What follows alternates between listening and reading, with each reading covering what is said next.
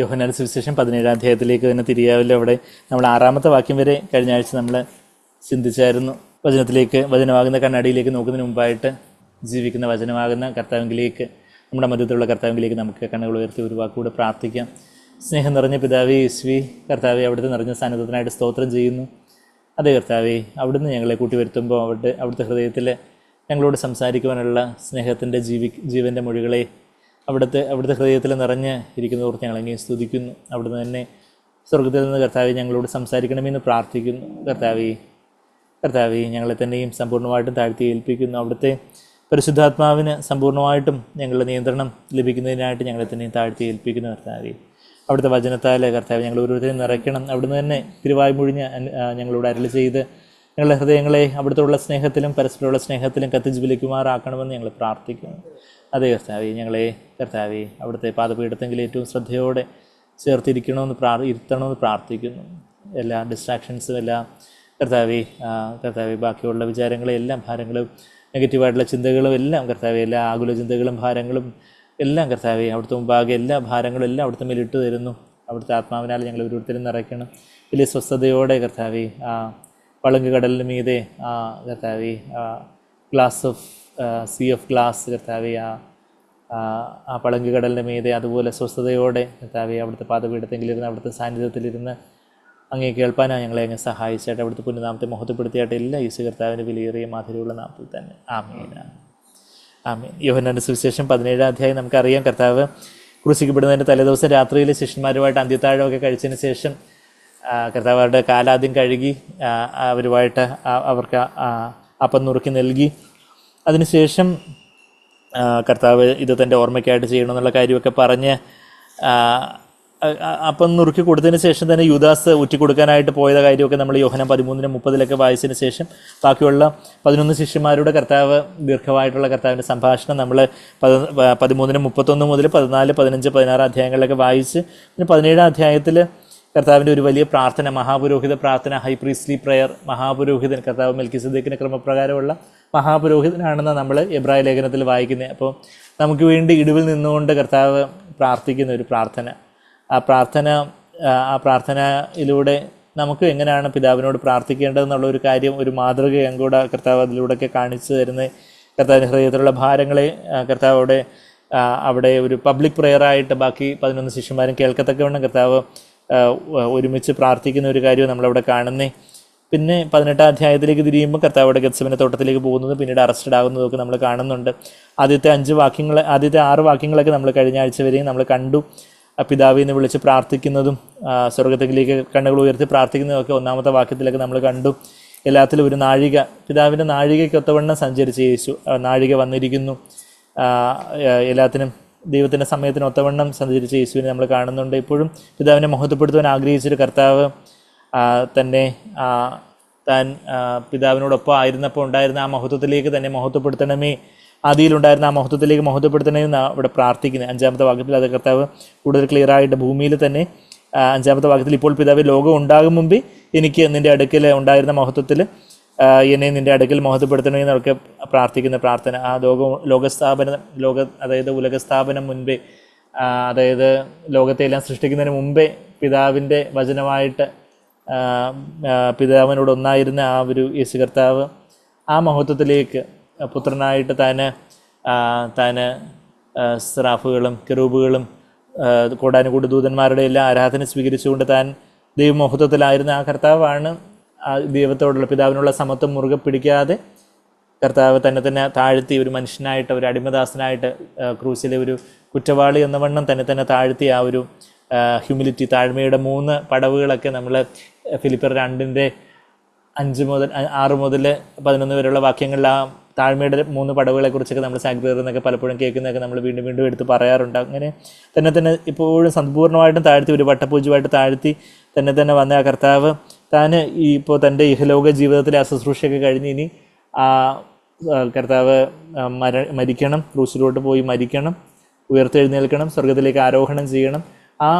ആ ഒറിജിനലായിട്ടുള്ള ആ ഗ്ലോറിയിലേക്ക്, ആ പഴയ മഹത്വത്തിലേക്ക് തന്നെ മഹത്വപ്പെടുത്തണമേ എന്നുള്ളൊരു കാര്യം കർത്താവ് പറയണം. ആ ക്രൂശിലൂടെയാണ് മഹത്വീകരണം നമ്മുടെ ജീവിതത്തിലും മഹത്വപ്പെടുത്തണമെന്ന് പ്രാർത്ഥിക്കുമ്പോൾ നമ്മൾ കഴിഞ്ഞ ആഴ്ചകളിലൊക്കെ ചിന്തിച്ചതുപോലെ കർത്താവിൻ്റെ തേജസ്, കർത്താവിൻ്റെ മഹത്വം പ്രാപിക്കുവാനാണ് കർത്താവ് നമ്മളെ സുവിശേഷത്തിലൂടെ വിളിച്ചിരിക്കുന്നതെന്നൊക്കെ 2 തെസ്സലോനിക്കർ 2-ാം അധ്യായത്തിന് 14-ാമത്തെ വാക്യമൊക്കെ നമ്മൾ കൂടെ പറയാറുണ്ടായിരുന്നു. നമ്മളെയും കർത്താവ് തൻ്റെ തേജസ്, നമ്മളുടെ ജീവിതത്തിൽ ഒരു മഹത്വീകരണം ഒരർത്ഥത്തിൽ നടന്നുകൊണ്ടിരിക്കും. ആത്മാവിൻ്റെ മഹത്വീകരണം ഇപ്പം നടക്കുന്നത് നമ്മളുടെ പുനരുദ്ധാന ശരീരം ലഭിക്കുമ്പോഴാണ് യഥാർത്ഥത്തിലുള്ളൊരു തേജസ്കരണം അല്ലെങ്കിൽ ഒരു മഹത്വീകരണം, ഗ്ലോറിഫിക്കേഷൻ നടക്കുന്നത്. ഇപ്പം കർത്താവ് നമ്മളെ നീതീകരിച്ചു, ജസ്റ്റിഫിക്കേഷൻ, നീതീകരണം നമ്മൾ വീണ്ടും ജനിച്ചപ്പോൾ നടന്നു കഴിഞ്ഞു.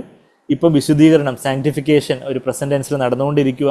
പാസ്റ്റ് ടെൻസിൽ ജസ്റ്റിഫിക്കേഷൻ, ഭൂതകാലം, വർത്തമാനകാലത്തിൽ സാങ്ക്ടിഫിക്കേഷൻ, വിശുദ്ധീകരണം, പിന്നെ തേജസ്കരണം, പുനരുദ്ധാന ശരീരത്തിൽ നമ്മുടെ ശരീരം കൂടെ ആ മഹത്വം പ്രാപിക്കുന്ന ഒരു തലമുണ്ട്. അത് കർത്താവിൻ്റെ 2-ാമത്തെ വരെങ്കിൽ തേജസ്കരണം, ഗ്ലോറിഫിക്കേഷൻ, അതായത് justification, sanctification, glorification, past, present, future, നീതീകരണം, വിശുദ്ധീകരണം, തേജസ്കരണം. അപ്പോൾ ആ തേജസ്കരണം അല്ലെങ്കിൽ മഹത്വീകരണം അത് കർത്താവിൻ്റെ 2-ാമത്തെ വരവിൽ നമ്മുടെ ശരീരം മഹത്വീകരിക്കപ്പെടുന്നത്. എന്നാൽ ഇന്ന് ആത്മാവിൽ നമ്മളെ തേജസ് പ്രാപിച്ച് രൂപാന്തരപ്പെട്ടുകൊണ്ടേ ഇരിക്കുകയാണെന്നാണ് നമ്മൾ 2 കൊരിന്ത്യർ 3-ന്റെ 18-ാമത്തെ വാക്യത്തിൽ, 2 കൊരിന്ത്യർ 3-18 from one degree of glory to another, നമ്മൾ ആത്മാവിൽ നമ്മളെ തേജസ് പ്രാപിച്ച് മറുരൂപപ്പെട്ടുകൊണ്ട് രൂപാന്തരപ്പെട്ടുകൊണ്ടേ ഇരിക്കണമെന്ന ദൈവത്തിൻ്റെ ഹിതം എന്ന് ആ ഒരു അത്യധികമായിട്ടുള്ള ശരീരത്തിൻ്റെ മഹത്വീകരണവും കൂടെ നടക്കുന്നത് കർത്താവിൻ്റെ 2-ാമത്തെ വരവെങ്കിൽ. അപ്പം ഇന്ന് കർത്താവ് മഹത്വീകരിക്കണമേ എന്ന് പ്രാർത്ഥിക്കുമ്പം നമ്മളുടെ ജീവിതത്തിൽ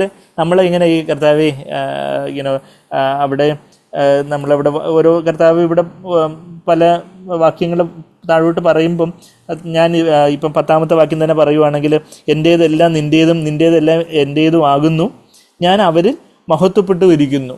അപ്പോൾ കർത്താവ് മനുഷ്യനായിട്ട് ഭൂമിയിൽ വന്നപ്പം മനുഷ്യരുടെ മഹത്വമൊന്നും കർത്താവ് തേടിയില്ല.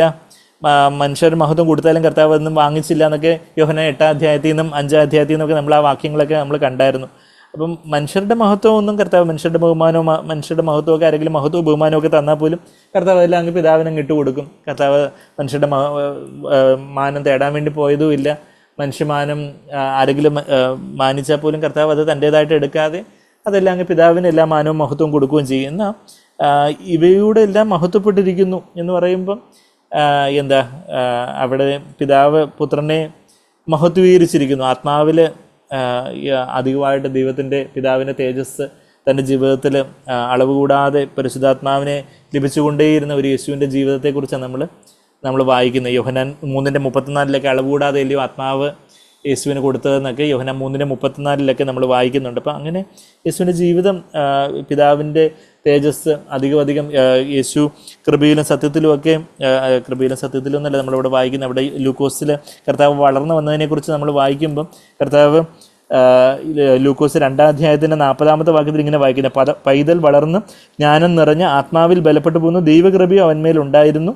അത് കഴിഞ്ഞിട്ട് പിന്നെ താഴോട്ട് 52-ാമത്തെ വാക്യത്തിൽ യേശുവോ ജ്ഞാനത്തിലും വളർച്ചയിലും ദൈവത്തിൻ്റെയും മനുഷ്യരുടെയും കൃപയിലും മുതിർന്നു വന്നു എന്നുള്ളൊരു കാര്യം വായിക്കുന്നത്. അപ്പോൾ കർത്താവ് സർവ്വസമ്പൂർണനായ ദൈവമായിട്ട് ഈ ഭൂമിയിൽ വന്നായിരുന്നെങ്കിൽ കർത്താവ് മുതിർന്നു വന്നു എന്ന് പറയേണ്ട, ദൈവകൃപയിൽ മുതിർന്നു വന്നു എന്ന് പറയേണ്ട ആവശ്യമില്ലായിരുന്നു. എന്നാൽ നമ്മെപ്പോലെ തന്നെ നമുക്കൊരു മാതൃകയാവാൻ വേണ്ടി കർത്താവ് തന്നെ സമ്പൂർണ്ണമായിട്ട് ഒഴിച്ച് എംപ്റ്റി ചെയ്ത് വന്നതുകൊണ്ട് കർത്താവ് ഒരു പൈതലായിട്ട് വളർന്നു വന്നപ്പോൾ ജ്ഞാനത്തിലൊക്കെ, അല്ലെങ്കിൽ സർവജ്ഞനായ കർത്താവിന് ജ്ഞാനത്തിൽ മുതിർന്നു വരേണ്ട കാര്യമില്ല, എന്നാൽ തന്നെ ഒഴിച്ച് നമുക്കൊരു മാതൃകയാവാൻ വേണ്ടി വന്നതുകൊണ്ട് കർത്താവ് മാതാപിതാക്കൾക്കൊക്കെ കീഴടങ്ങി 51-ാമത്തെ വാക്യത്തിൽ അങ്ങനെ യേശു ജ്ഞാനത്തിലും വളർച്ചയിലും ദൈവത്തിൻ്റെയും മനുഷ്യരുടെയും കൃപയിലും എല്ലാം മുതിർന്നു വന്നതായിട്ട് വളർന്നു, kept increasing in wisdom and stature and in favour with God and men എന്നുള്ളൊരു വാക്യമാണ് നമ്മളവിടെ വായിക്കുന്നത്. അപ്പം അങ്ങനെ മുതിർന്നു വന്ന അങ്ങനെ ഒരു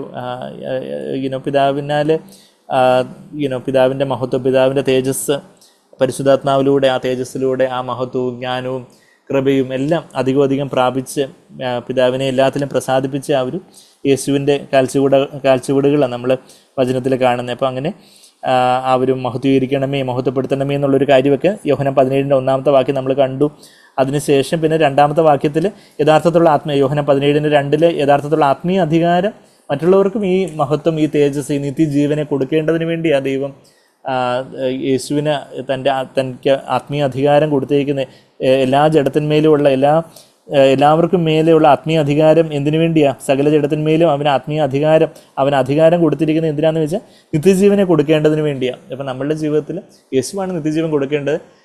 നമ്മുടെ ജീവിതത്തിൽ നമ്മളുടെ ഉള്ളിലെ കർത്താവിൻ്റെ ജീവൻ, കർത്താവിനെ അറിയുന്ന, കർത്താവിൻ്റെ സ്വഭാവമാകുന്ന ജീവൻ കവിഞ്ഞ് നമ്മളുടെ ജീവിതത്തിലും ഒഴുകുന്നത് എങ്ങനെ, നമുക്ക് ദൈവം ഓരോ ആത്മീയ അധികാരം തരുമ്പം ഇത് മറ്റുള്ളവരെ ഈ ജീവനിലേക്ക്, കർത്താവിനെ അറിയുന്ന അറിവിലേക്ക് നടത്താൻ വേണ്ടിയാണ്. നമ്മളെ ഇപ്പോൾ അപ്പനെന്ന നിലയിൽ, അമ്മയെന്ന നിലയിൽ, മൂത്ത സഹോദരൻ സഹോദരി എന്നൊക്കെ നിലയിൽ നമുക്ക് ബാക്കിയുള്ള സഹോദരങ്ങൾക്ക് മേലെ ബാക്കിയുള്ള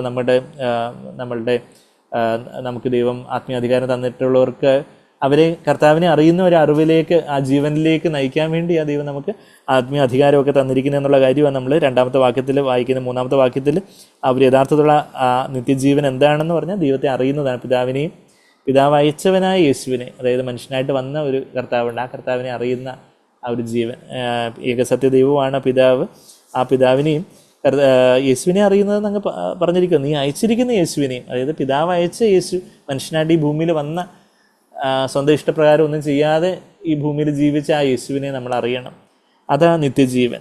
അപ്പോൾ അതെല്ലാം നമ്മൾ കഴിഞ്ഞ ആഴ്ചകളിലെല്ലാം പറഞ്ഞതുപോലെ അതെല്ലാം ഈ ക്രൂസിൻ്റെ വഴിയിലൂടെയാണ് ഈ കർത്താവിനെ അറിയുന്ന ഒരു അറിവ്. അതായത് ക്രൂസിൻ്റെ വഴി എന്ന് പറഞ്ഞാൽ നമ്മളുടേതായ ഒരു ഇഷ്ടം, ദൈവത്തിന് വിരോധമായിട്ടുള്ള നമ്മളിലുള്ള ഒരു ജഡം, നമ്മളുടെ ഒരു സ്വന്തം ഇഷ്ടമുണ്ട്, നമ്മളുടേതായ ഒരു ഈഗോ, ഞാൻ എന്നുള്ളൊരു ഭാവം, അത് നമ്മൾ എപ്പോഴൊക്കെ നമ്മെ തന്നെ താഴ്ത്തി ദൈവത്തിൻ്റെ ഇഷ്ടത്തിനായിട്ട്, ദൈവത്തിൻ്റെ ഹിതത്തിനായിട്ട്, ദൈവത്തിൻ്റെ വചനത്തിനായിട്ട് നമ്മെ തന്നെ താഴ്ത്തി ഏൽപ്പിച്ചു കൊടുക്കുന്നുവോ അതിനനുസരിച്ചാണ് പരിശുദ്ധാത്മാവിന് നമ്മളുടെ ആത്മാവിലേക്ക് വന്ന് നിറഞ്ഞ് നമുക്ക് കർത്താവിനെ അറിയുന്ന ഒരു അറിവിലേക്ക് വരാനും പറ്റുള്ളൂ. കഴിഞ്ഞ ദിവസം ഒരു സഹോദരൻ ഇങ്ങനെ ചോദിച്ചു, അതായത് നമുക്ക് സെൽഫ് കോൺഫിഡൻസ് ഒക്കെ അങ്ങ് പോകുന്നത് നല്ലതാണോ ചീത്തതാണോ എന്നുള്ളൊരു കാര്യം. നമുക്ക് സെൽഫ് കോൺഫിഡൻസ് വേണ്ടേ, നമുക്ക് ജോലി ചെയ്യാനും ബാക്കി പല കാര്യങ്ങളിലൊക്കെ ഒത്തിരി കോൺഫിഡൻസ് കാര്യങ്ങളൊക്കെ വേണ്ട. അപ്പോൾ ഈ സെൽഫ് കോൺഫിഡൻസ് നമുക്ക് തകർന്നു പോകുന്നത് തൻ്റെ ജീവിതത്തിൽ പല പ്രയാസങ്ങളിലൂടെയൊക്കെ താൻ പോയപ്പോൾ സെൽഫ് കോൺഫിഡൻസ് ഒക്കെ അങ്ങ് പോവും. അപ്പോൾ അത് യഥാർത്ഥത്തിൽ നല്ലതാണോ ചീത്തതാണോ എന്നുള്ള കാര്യം ചോദിച്ചപ്പോൾ ഞാൻ പറഞ്ഞു, യഥാർത്ഥത്തിൽ നമ്മുടെ സെൽഫിലുള്ള ഈ സെൽഫ് കോൺഫിഡൻസ് എന്നുള്ള വാക്ക് തന്നെ പലരും പല അർത്ഥത്തിലൊക്കെ ഉപയോഗിക്കുന്നത്. പക്ഷേ നമ്മുടെ നമ്മളിൽ തന്നെയുള്ളൊരു കോൺഫിഡൻസ്, നമ്മളിൽ തന്നെ ഒരു സ്വയബലം എന്നുള്ള അർത്ഥത്തിലുള്ള ആ കോൺഫിഡൻസ് അത് തകരുന്നത് നല്ലതാണ്. പക്ഷേ യഥാർത്ഥത്തിൽ അത് തകരുമ്പോൾ അതിൻ്റെ കൂടെ തന്നെ നമുക്ക് എന്ത് വേണമെന്ന് വെച്ചാൽ ക്രൈസ്റ്റ് കോൺഫിഡൻസും കൂടെ വേണം. എന്ന് പറഞ്ഞാൽ കർത്താവിലുള്ളൊരു കോൺഫിഡൻസ് വേണം. നമ്മളിൽ കോൺഫിഡൻസ് ഇല്ല, പിന്നെ ഒന്നിനും കോൺഫിഡൻസ് ഇല്ലാതെ വെറുതെ നമ്മളവിടെ ഇങ്ങനെ എവിടെയെങ്കിലും മൂലയ്ക്ക് ചുരുണ്ടിരിക്കുന്ന ഒരു കാര്യമല്ല. അങ്ങനെ ഡിപ്രസ്ഡ് ആയിട്ട് അങ്ങനെ അയ്യോ എന്നെ കൊണ്ടൊന്നും പറ്റത്തില്ല എന്ന് പറഞ്ഞാൽ അവിടെ അങ്ങ് തീരുന്ന ഒരു സെൽഫ് കോൺഫിഡൻസിൻ്റെ തകർച്ചയല്ല. മറിച്ച് കർത്താവെ എന്നെ കൊണ്ടൊന്നും പറ്റത്തില്ല, എന്നാൽ കർത്താവെ അങ്ങേ കൊണ്ടെല്ലാം പറ്റും, അങ്ങേ പിരിഞ്ഞ് എനിക്കൊന്നും ചെയ്യാൻ പറ്റത്തില്ല, യോഹന്നാൻ 15:5, എന്നാൽ ക്രിസ്തുവിനാൽ എന്നെ ശക്തനാക്കുന്നതിന് മുഖാന്തരം ഞാൻ സകലത്തിലും മതിയവനാണ്, ഫിലിപ്പിയർ 4:13. അപ്പോൾ ഒരു വൺ സൈഡഡ് കോയിനായിട്ടായി പോകരുത്. എന്നെ കൊണ്ടൊന്നും പറ്റത്തില്ല, യോഹന്നാൻ 15:5 ഒരു സൈഡ് ഓഫ് ദ കോയിനിലുണ്ട്, എന്നാൽ അപ്പുറത്തെ സൈഡിൽ എന്തുണ്ട്, കർത്താവ് എന്നെ സഹായിക്കുമ്പോൾ, എന്നെ ബലപ്പെടുത്തുമ്പോൾ എനിക്കെല്ലാം ചെയ്യാൻ പറ്റും, കർത്താവ് ആഗ്രഹിക്കുന്ന എല്ലാം എനിക്ക് ചെയ്യാൻ പറ്റും, ഫിലിപ്പിയർ 4:13. അത് രണ്ടും കൂടെ വേണം. അപ്പോൾ ആ ഒരു സെൽഫ് കോൺഫിഡൻസ്, നമ്മളുടെ സ്വയബലം, നമ്മുടെ ആ ജഡമാകുന്ന തിരശ്ശീല ടോൺ ആകുന്നു, അത് ചിന്തപ്പെടുന്നു. എന്നാൽ യഥാർത്ഥത്തിൽ അവിടെ ടോൺ ആകുവാണെങ്കിൽ പരിശുദ്ധാത്മാവിൻ്റെ ഒരു നിറവ് ദൈവമുമ്പാകെയാണ് നമ്മളെ തന്നെ താഴ്ത്തി അവിടെ ദൈവവചനത്താൽ നമ്മുടെ ജഡം നുറുക്കപ്പെടുകയാണെന്നുണ്ടെങ്കിൽ അവിടെ അതിന് പ്രൊപ്പോർഷനേറ്റ് ആയിട്ട്, അതിന് ആനുപാതികമായിട്ട് നമ്മുടെ ആത്മാവിൽ പരിശുദ്ധാത്മാവിൻ്റെ ഒരു വലിയൊരു ബലവും കോൺഫിഡൻസും കാര്യങ്ങളും ഒക്കെ ലഭിക്കും. പക്ഷെ നമ്മൾ ബാക്കിയുള്ള പല കാര്യങ്ങളാലും ആകുലപ്പെട്ട് നമ്മളങ്ങ് ഒരു മനസ്സൊക്കെ വിഷമിച്ചിരിക്കുമ്പോൾ നമുക്ക് എൻ്റെ കോൺഫിഡൻസ് ഒന്നും ഇല്ല എന്ന് തോന്നുമ്പം അവിടെ ശരിക്കും ജഡം നുറുക്കപ്പെടുന്നതാകണമെന്നില്ല. മറിച്ച് അവിടെ നമ്മുടെ ജഡത്തിൽ തന്നെ നമുക്കൊരു നീരസവും വിഷാദവും നിരാശയും അങ്ങനെയൊക്കെ തോന്നി അവിടെ ചിലപ്പോൾ ഒരുപക്ഷെ ജഡം കഠിനപ്പെടുന്നത് കൂടെ ആയിക്കൂടുന്നില്ല. അപ്പോൾ അതുകൊണ്ട് നമ്മൾ പ്രയാസങ്ങളിലൂടെ കടന്നു പോകുമ്പം, പ്രശ്നങ്ങളിലൂടെ നമ്മൾ പ്രതീക്ഷിക്കാത്ത ചില വീഴ്ചകളിലൂടെയോ പരാജയങ്ങളിലൂടെയൊക്കെ കടന്നു പോകുമ്പം അവിടെ നമ്മളിങ്ങനെ വിഷമിച്ചിരിക്കുന്നത് എന്തോ ഒരു അതിലെങ്ങും ഒരു ഗ്ലോറി ഇല്ല, അതിലെങ്ങും ഒരു മഹത്വം ഇല്ല. മറിച്ച് അവിടെ നമ്മെ തന്നെ താഴ്ത്തി ഏൽപ്പിച്ച് ദൈവമേ അവിടെ നിന്ന് അറിയാതെ അനുവദിക്കാതെ ഒന്നും സംഭവിച്ചിട്ടില്ലല്ലോ, അവിടെ നിന്ന് എല്ലാം നന്മയ്ക്കായിട്ടാക്കി തീർക്കുമല്ലോ എന്ന് വിശ്വസിച്ച് കർത്താവിനെ നമ്മളെ തന്നെ ഏൽപ്പിച്ചു കൊടുക്കുമ്പോൾ പരിശുദ്ധാത്മാവ് തരുന്ന അവിടെ നമ്മുടെ കോൺഫിഡൻസ്, ആ സെൽഫ് കോൺഫിഡൻസ് ആ ഒരു അർത്ഥത്തിൽ we put no confidence in our selves. നമ്മൾ ഇവിടെ ഫിലിപ്പിയർ 3:3 യഥാർത്ഥത്തിലുള്ള പരിച്ഛേദനയെക്കുറിച്ചുള്ള ഒരു ഡെഫിനിഷൻ വായിക്കുമ്പം ഇവിടെ ഫിലിപ്പിയർ 3:3 വാക്യത്തിൽ എന്താ നമ്മൾ വായിക്കുന്നത്? നാമല്ലോ പരിച്ഛേദനക്കാർ ദൈവത്തിന് ആത്മാവ് കൊണ്ട് ആരാധിക്കുകയും ക്രിസ്തുവേശുവിൽ പ്രശംസിക്കുകയും ജഡത്തിൽ ആശ്രയിക്കാതിരിക്കുകയും ചെയ്യുന്ന നാം തന്നെ. ഇംഗ്ലീഷിൽ ഇങ്ങനെ put no confidence in the flesh. നമ്മളിൽ തന്നെ ഒരു കോൺഫിഡൻസ് ഇല്ലാതെ ജഡത്തിൽ ആശ്രയിക്കാത്ത ഒരു അവസ്ഥ, അതാ യഥാർത്ഥ പരിച്ഛേദന ഇതിൽ അവർ ജഡത്തിൻ്റെ ഒരു അംശം, ഒരു അഗ്രചർമ്മം മുറിച്ച് പഴയ നിയമത്തിൽ കളയുന്ന അങ്ങനെ ഒരു കമാൻഡ്മെൻ്റ് ഉണ്ടായിരുന്നെങ്കിൽ യഥാർത്ഥത്തിൽ പുതിയ നിയമത്തിലെ ഈ അഗ്രചർമ്മം ഇതിനെ കുറിക്കുന്നു പറഞ്ഞാൽ നമ്മുടെ ജഡത്തെ കുറിക്കുന്ന ഒരു കാര്യമാണ്. നമ്മുടെ ജഡമാണ് യഥാർത്ഥത്തിൽ പരിച്ഛേദനപ്പെടേണ്ടത്. ജഡത്തിലാണ് വചനമാകുന്ന വാളുകൊണ്ടൊരു ചീന്തൽ നടക്കേണ്ടത്. അപ്പോഴാണ് ആത്മാവിൽ കർത്താവിനെ ആരാധിക്കുന്ന ഒരു അവസ്ഥയിലേക്ക് നമുക്ക് ആത്മാവിൽ ആരാധിക്കാതെ നമ്മൾ വായിക്കുന്ന ദൈവത്തിൻ്റെ ആത്മാവ് കൊണ്ട് ആരാധിക്കുകയും ക്രിസ്തുയേശു പ്രശംസിക്കുകയും പരിശുദ്ധാത്മാവ് എന്ന് പറഞ്ഞ് കർത്താവിലെ അതിവിശുദ്ധ സ്ഥലത്ത് കർത്താവിലെ ആത്മാവിൽ ആരാധിക്കുകയും കർത്താവിൽ തന്നെ എല്ലാ പ്രശംസയും, നമ്മുടെ പ്രശംസ ലോകത്തിൻ്റെ കാര്യങ്ങളിലോ അല്ലെങ്കിൽ ബാക്കി ദേഹീപരമായ കാര്യങ്ങളിലോ ഒന്നും അല്ല, മറിച്ച് കർത്താവിൽ തന്നെ പ്രശംസ ആയിരിക്കുകയും ചെയ്യുന്ന അതാണ് യഥാർത്ഥത്തിലുള്ള പരിച്ഛേദന. അവിടെ ജഡത്തിൽ ആശ്രയിക്കാതിരിക്കുകയും ചെയ്യുന്നൊരു കാര്യം. അപ്പം നമ്മളുടെ ക്രൂസിൻ്റെ വഴി എന്ന് പറയുമ്പം പലപ്പോഴും അത് ചിലർക്ക് അതൊരു ക്രൂസിൻ്റെ വഴി എന്ന് പറയുമ്പോൾ നമ്മളിങ്ങനെ എന്നെ കൊണ്ടൊന്നും പറ്റത്തില്ലെന്ന് പറഞ്ഞാൽ അങ്ങനെ ഒരു വിഷാദിച്ച് വിഷമിച്ച് ഇങ്ങനെ ഇരിക്കുമ്പോൾ അപ്പോൾ ഞാനെന്തോ ക്രൂസ് എടുക്കുകയാണ്, അങ്ങനെ ഒരു സഹതാപം ഒരു ക്രൂസിൻ്റെ വഴിയായിട്ട് നമ്മൾ ചിലപ്പം തെറ്റിദ്ധരിച്ച് പോകാം. അപ്പോൾ അതുകൊണ്ട് നമ്മൾ പലപ്പോഴും ഈ ക്രൂസിൻ്റെ വഴിയെക്കുറിച്ചൊക്കെ പറയുമ്പോൾ എല്ലാവർക്കും അത് പ്രോപ്പറായിട്ട് മനസ്സിലാക്കാൻ വേണ്ടി ഞാനത് ഈ ഒരു സ്വയസഹതാപ യോ പാവം എനിക്ക് ആരുമില്ലേ, ഞാനിങ്ങനെയാണ്, എന്നെ കൊണ്ടൊന്നും പറ്റത്തില്ലേ, അങ്ങനെ അതല്ല ക്രൂസിൻ്റെ വഴി. മറിച്ച് അത് ജഡത്തിൻ്റെ വഴിയാണ്. വെച്ചാൽ അത് യേശു കർത്താവാണ് ഏറ്റവും അധികം ക്രൂസിൻ്റെ വഴി കൂടെ ഈ ഭൂമിയിൽ ജീവിച്ചത്. കർത്താവ് പക്ഷേ ആനന്ദ തൈലത്താൽ അഭിഷിക്തനായിട്ട് വളരെ എപ്പോഴും പിതാവിൽ സന്തോഷിച്ചുകൊണ്ട് ജീവിച്ച ഒരു ജീവിതമാണ് യേശുവിൻ്റെ ജീവിതം. അപ്പോസ്തലന്മാരും എല്ലാം കാരാഗൃഹത്തിൽ കിടക്കുമ്പോഴും ഞാൻ സന്തോഷിക്കുന്നു, പിന്നെയും ഞാൻ പറയുന്നു എപ്പോഴും സന്തോഷിക്കുവിൻ, പിന്നെയും ഞാൻ പറയുന്നു ഇപ്പോഴും സന്തോഷിക്കുവിൻ എന്നാണ് ഫിലിപ്പർ 4:4 പൗലോസ് കാരാഗൃഹത്തിലും കിടന്ന് പറയുന്നത്. അപ്പോൾ യഥാർത്ഥത്തിലുള്ള ക്രൂശിൻ്റെ വഴി പുനരുദ്ധാനത്തിൻ്റെ വഴിയും കൂടെ എന്ന് പറഞ്ഞാൽ നമുക്ക് നമ്മളിൽ തന്നെ ഒരു ആശ്രയം ഇല്ല, എന്നാൽ അതോടൊപ്പം തന്നെ നമ്മെ തന്നെ താഴ്ത്തി ഏൽപ്പിക്കുമ്പോൾ ഓരോ സമയത്തും ഓരോ സാഹചര്യങ്ങളിലും ഒക്കെ നമ്മളെ തന്നെ ആശ്രയമില്ല, നമുക്ക് സെൽഫ് കോൺഫിഡൻസ് ഇല്ല. എന്നാൽ അതോടൊപ്പം എന്തോ ഉണ്ടെന്ന് ചോദിച്ചാൽ ക്രൈസ്റ്റിലുള്ള ഒരു വലിയൊരു കോൺഫിഡൻസ് ഉണ്ട്, കർത്താവിൽ വലിയൊരു ആശ്രയവും, കർത്താവിനെ ആത്മാവ് കൊണ്ട് പിതാവിനെ ആരാധിക്കുകയും കർത്താവിൽ പ്രശംസിക്കുകയും ജഡത്തിൽ ആശ്രയം വെക്കാതിരിക്കുകയും ചെയ്യുന്ന യഥാർത്ഥത്തിലുള്ളൊരു പരിച്ഛേദനയുണ്ട്. അതാണ് ക്രൂശിൻ്റെ വഴി എന്ന് പറയുമ്പോൾ അത് ജീവൻ്റെ വഴിയും കൂടെ. അത് മരണത്തിൻ്റെ വഴിയാണ്, എന്നാൽ അവിടെ കൊണ്ട് നിൽക്കുന്നില്ല. കർത്താവ് മരിച്ചു കഴിഞ്ഞ് 3-ാം നാൾ അങ്ങനെ തന്നെ ആയിരുന്നില്ല, മറിച്ച് കർത്താവ് ഉയർത്തെഴുന്നേറ്റു എന്ന് പറയുന്നത് പോലെ യഥാർത്ഥത്തിൽ നമ്മളൊരു മരണം ഉണ്ടാകുമ്പോൾ അതിനനുസരിച്ച് എന്തുണ്ടാകുന്നു, ഒരു പുനരുദ്ധാനം ഉണ്ടാകുന്നു. കർത്താവിൻ്റെ തേജസ്, കർത്താവിൻ്റെ മഹത്വം, കർത്താവിൻ്റെ ജീവൻ നമ്മളുടെ മർത്യശരീരത്തിൽ വെളിപ്പെടേണ്ടതിന് കർത്താവിൻ്റെ മരണം വഹിക്കുന്നു എന്ന് പറയുമ്പോൾ കർത്താവിൻ്റെ മരണം യഥാർത്ഥത്തിൽ നമ്മൾ വഹിക്കുവാണെങ്കിൽ എന്ത് വെളിപ്പെടും?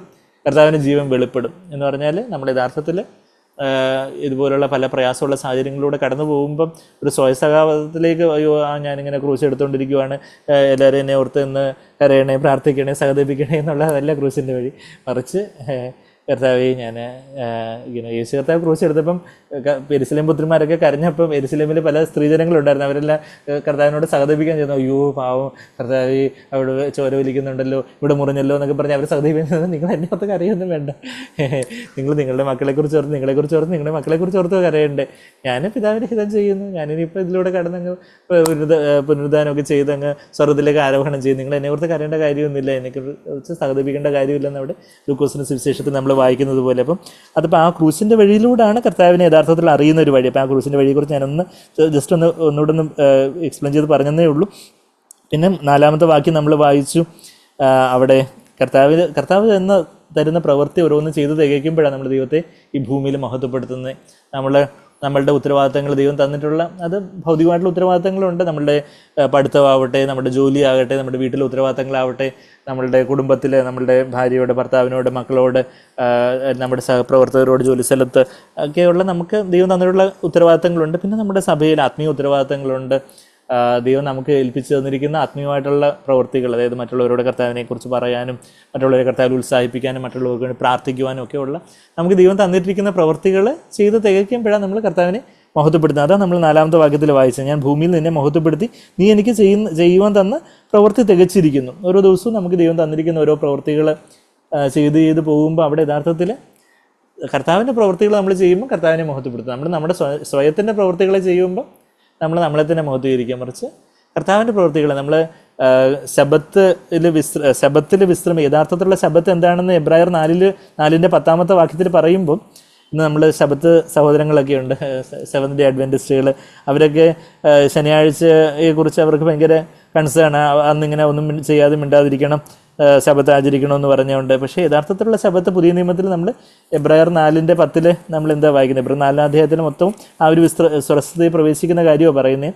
എന്നാൽ എബ്രായർ 4-ാം 10 വാക്യത്തിൽ സ്വന്തം പ്രവർത്തികളിൽ നിന്ന് വിരമിക്കുന്ന ഒരു കാര്യമാണ് നമ്മളവിടെ വായിക്കുന്നത്. അതാ എബ്രായർ 4-ന്റെ 10 ദൈവം തൻ്റെ പ്രവർത്തികളിൽ നിന്ന് എന്ന പോലെ അവൻ്റെ സ്വസ്ഥതയിൽ പ്രവേശിച്ചവർ താനും തൻ്റെ പ്രവർത്തികളിൽ നിന്ന് നിവൃത്തനായിരിക്കുന്നു. അപ്പോൾ ഓരോ ദിവസവും അവർ സ്വന്തം പ്രവർത്തികൾ from his works he was, അതായത് ഇങ്ങനെ നമ്മൾ വായിക്കുന്നത്, for the one who has entered his rest has himself also rested from his works as God did from his.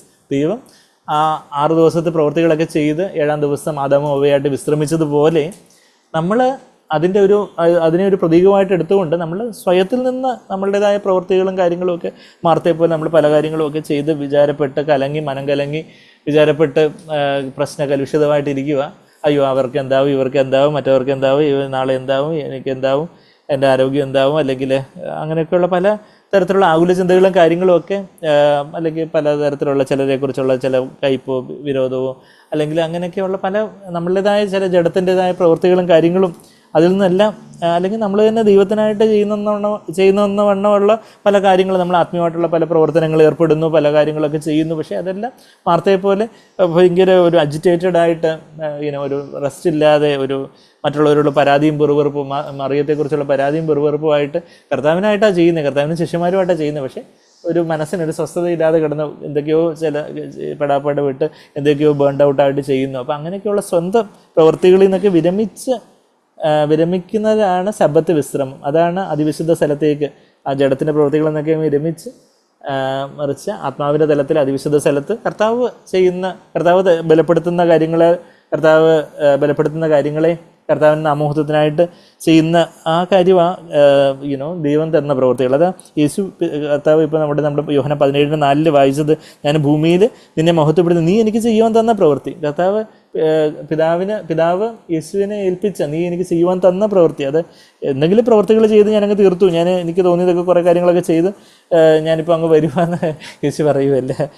The works which you have given me to do, അതാ having accomplished the work which you have given me to do. അതായത് ഒരു മേലുദ്യോഗസ്ഥൻ കീഴുദ്യോഗസ്ഥനോട് പല പ്രവർത്തികൾ കൊടുക്കുന്ന, കീഴുദ്യോഗസ്ഥന് തനിക്ക് തോന്നുന്ന പല ഫയലുമൊക്കെ തൻ്റെതായ രീതിയിൽ എന്തെങ്കിലുമൊക്കെ കാട്ടിക്കൂട്ടി വെച്ചിട്ട് ഇതൊക്കെ ഞാൻ ഒത്തിരി കാര്യങ്ങളൊക്കെ ഇന്ന് ചെയ്തിട്ടുണ്ട്, ഞാൻ രാപകലില്ലാതെ അധ്വാനിച്ച് ഇതൊക്കെ ചെയ്തിട്ടുണ്ട്. അപ്പോൾ ബോസ് എന്ന് വഴക്ക് പറയും, ഞാൻ പറഞ്ഞ കാര്യം നീ ചെയ്തില്ലല്ലോ, നീ എന്തൊക്കെയോ നിനക്ക് തോന്നിയുണ്ട് എന്തൊക്കെയോ ചെയ്ത് കൂട്ടി വെച്ചിട്ട് കുളവാക്കി വെച്ചിട്ട് എൻ്റെ അടുക്ക് വന്നേക്കുവാണോ എന്ന് ചോദിക്കുന്നത് പോലെ പിതാവ് യേശുവിന് ചെയ്യാൻ തന്ന പ്രവർത്തികൾ തികച്ച് പിതാവിനെ മഹത്വപ്പെടുത്തി. ഇപ്പോൾ ആ ഒരു സ്വയത്തിൻ്റെ പ്രവർത്തികളല്ല, മറിച്ച് താൻ സ്വന്തമായിട്ട് ഒന്നും ചെയ്യുന്നില്ല, പിതാവ് ചെയ്ത് കാണിച്ചാൽ ഇത് മാത്രമേ ചെയ്യുന്നുള്ളൂ എന്ന് പറഞ്ഞ പിതാവിൻ്റെ വാക്കുകൾ മാത്രമേ പറയുന്നുള്ളൂ എന്ന് പറയുന്ന ആ ഒരു യേശുവിൻ്റെ മാതൃക നമ്മുടെ ജീവിതത്തിൽ എത്ര അധികം കർത്താവേ അവിടുന്ന് ഓരോ ദിവസവും എന്നെ ഏൽപ്പിച്ചിരിക്കുന്ന കാര്യങ്ങൾ ചെയ്യുവാൻ, ചിലപ്പോൾ ചിലർക്ക് വേണ്ടി പ്രാർത്ഥിക്കാനായിരിക്കും, ചിലരെ വിളിച്ചൊന്ന് ഉത്സാഹിപ്പിക്കാനായിരിക്കും, ചിലപ്പോൾ നമ്മളുടെ ഭാര്യയോട് ഭർത്താവിനോട്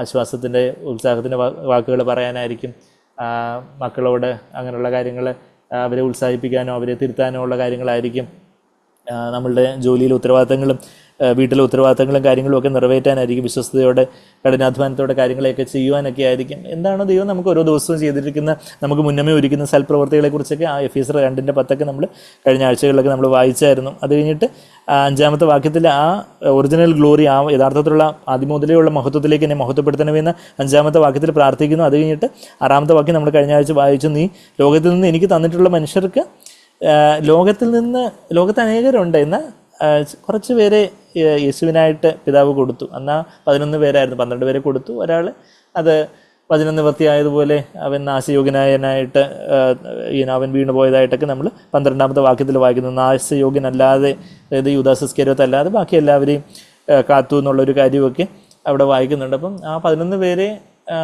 യേശുവിന് കൊടുത്തു. പിന്നെ അതുമാത്രമല്ല, കർത്താവിനെ പിൻഗമിച്ച അനേകം സഹോദരിമാരും വേറെ അനേകം പേരുമൊക്കെ കർത്താവിനോട് കൂടെ പിൻപറ്റുന്നവരായിട്ട് പലപ്പോഴായിട്ടുണ്ടായിരുന്നതായിട്ടും, കർത്താവ് 500ഓളം പേർക്ക് കർത്താവ് പുനരുദ്ധാനത്തിന് ശേഷം പ്രത്യക്ഷപ്പെടുന്നതൊക്കെ നമ്മൾ 1 Corinthians 15-ാം അധ്യായത്തിൽ വായിക്കുന്നുണ്ട്. അപ്പം പിന്നെ 120ഓളം പേര് കർത്താവിനെ കാത്തിരുന്നതായിട്ട്, പെന്തക്കോസ്ത് നാളിൽ കാത്തിരുന്നതായിട്ട് നമ്മൾ കാണുന്നുണ്ട്. അപ്പം അങ്ങനെ ആ കർത്താവ് ആ ലോകത്തിൽ എനിക്ക് തന്നിട്ടുള്ള എന്ന കർത്താവ് അപ്പം ഈ ഒരു പ്രാർത്ഥന, ഓരോവിധ പ്രാർത്ഥന യഥാർത്ഥത്തിൽ ആ 11 പേരെ സമർപ്പിച്ചുകൊണ്ട് പ്രാർത്ഥിക്കുന്നു എന്നുള്ള കാര്യം നമ്മൾ തുടർന്ന് വായിക്കാൻ നമുക്ക് മനസ്സിലാവും. നീ ലോകത്തിൽ നിന്ന് എനിക്ക് തന്നിട്ടുള്ള എനിക്ക് തന്നിട്ടുള്ള മനുഷ്യർക്ക് ഞാൻ നിൻ്റെ നാമം വെളിപ്പെടുത്തിയിരിക്കുന്നു.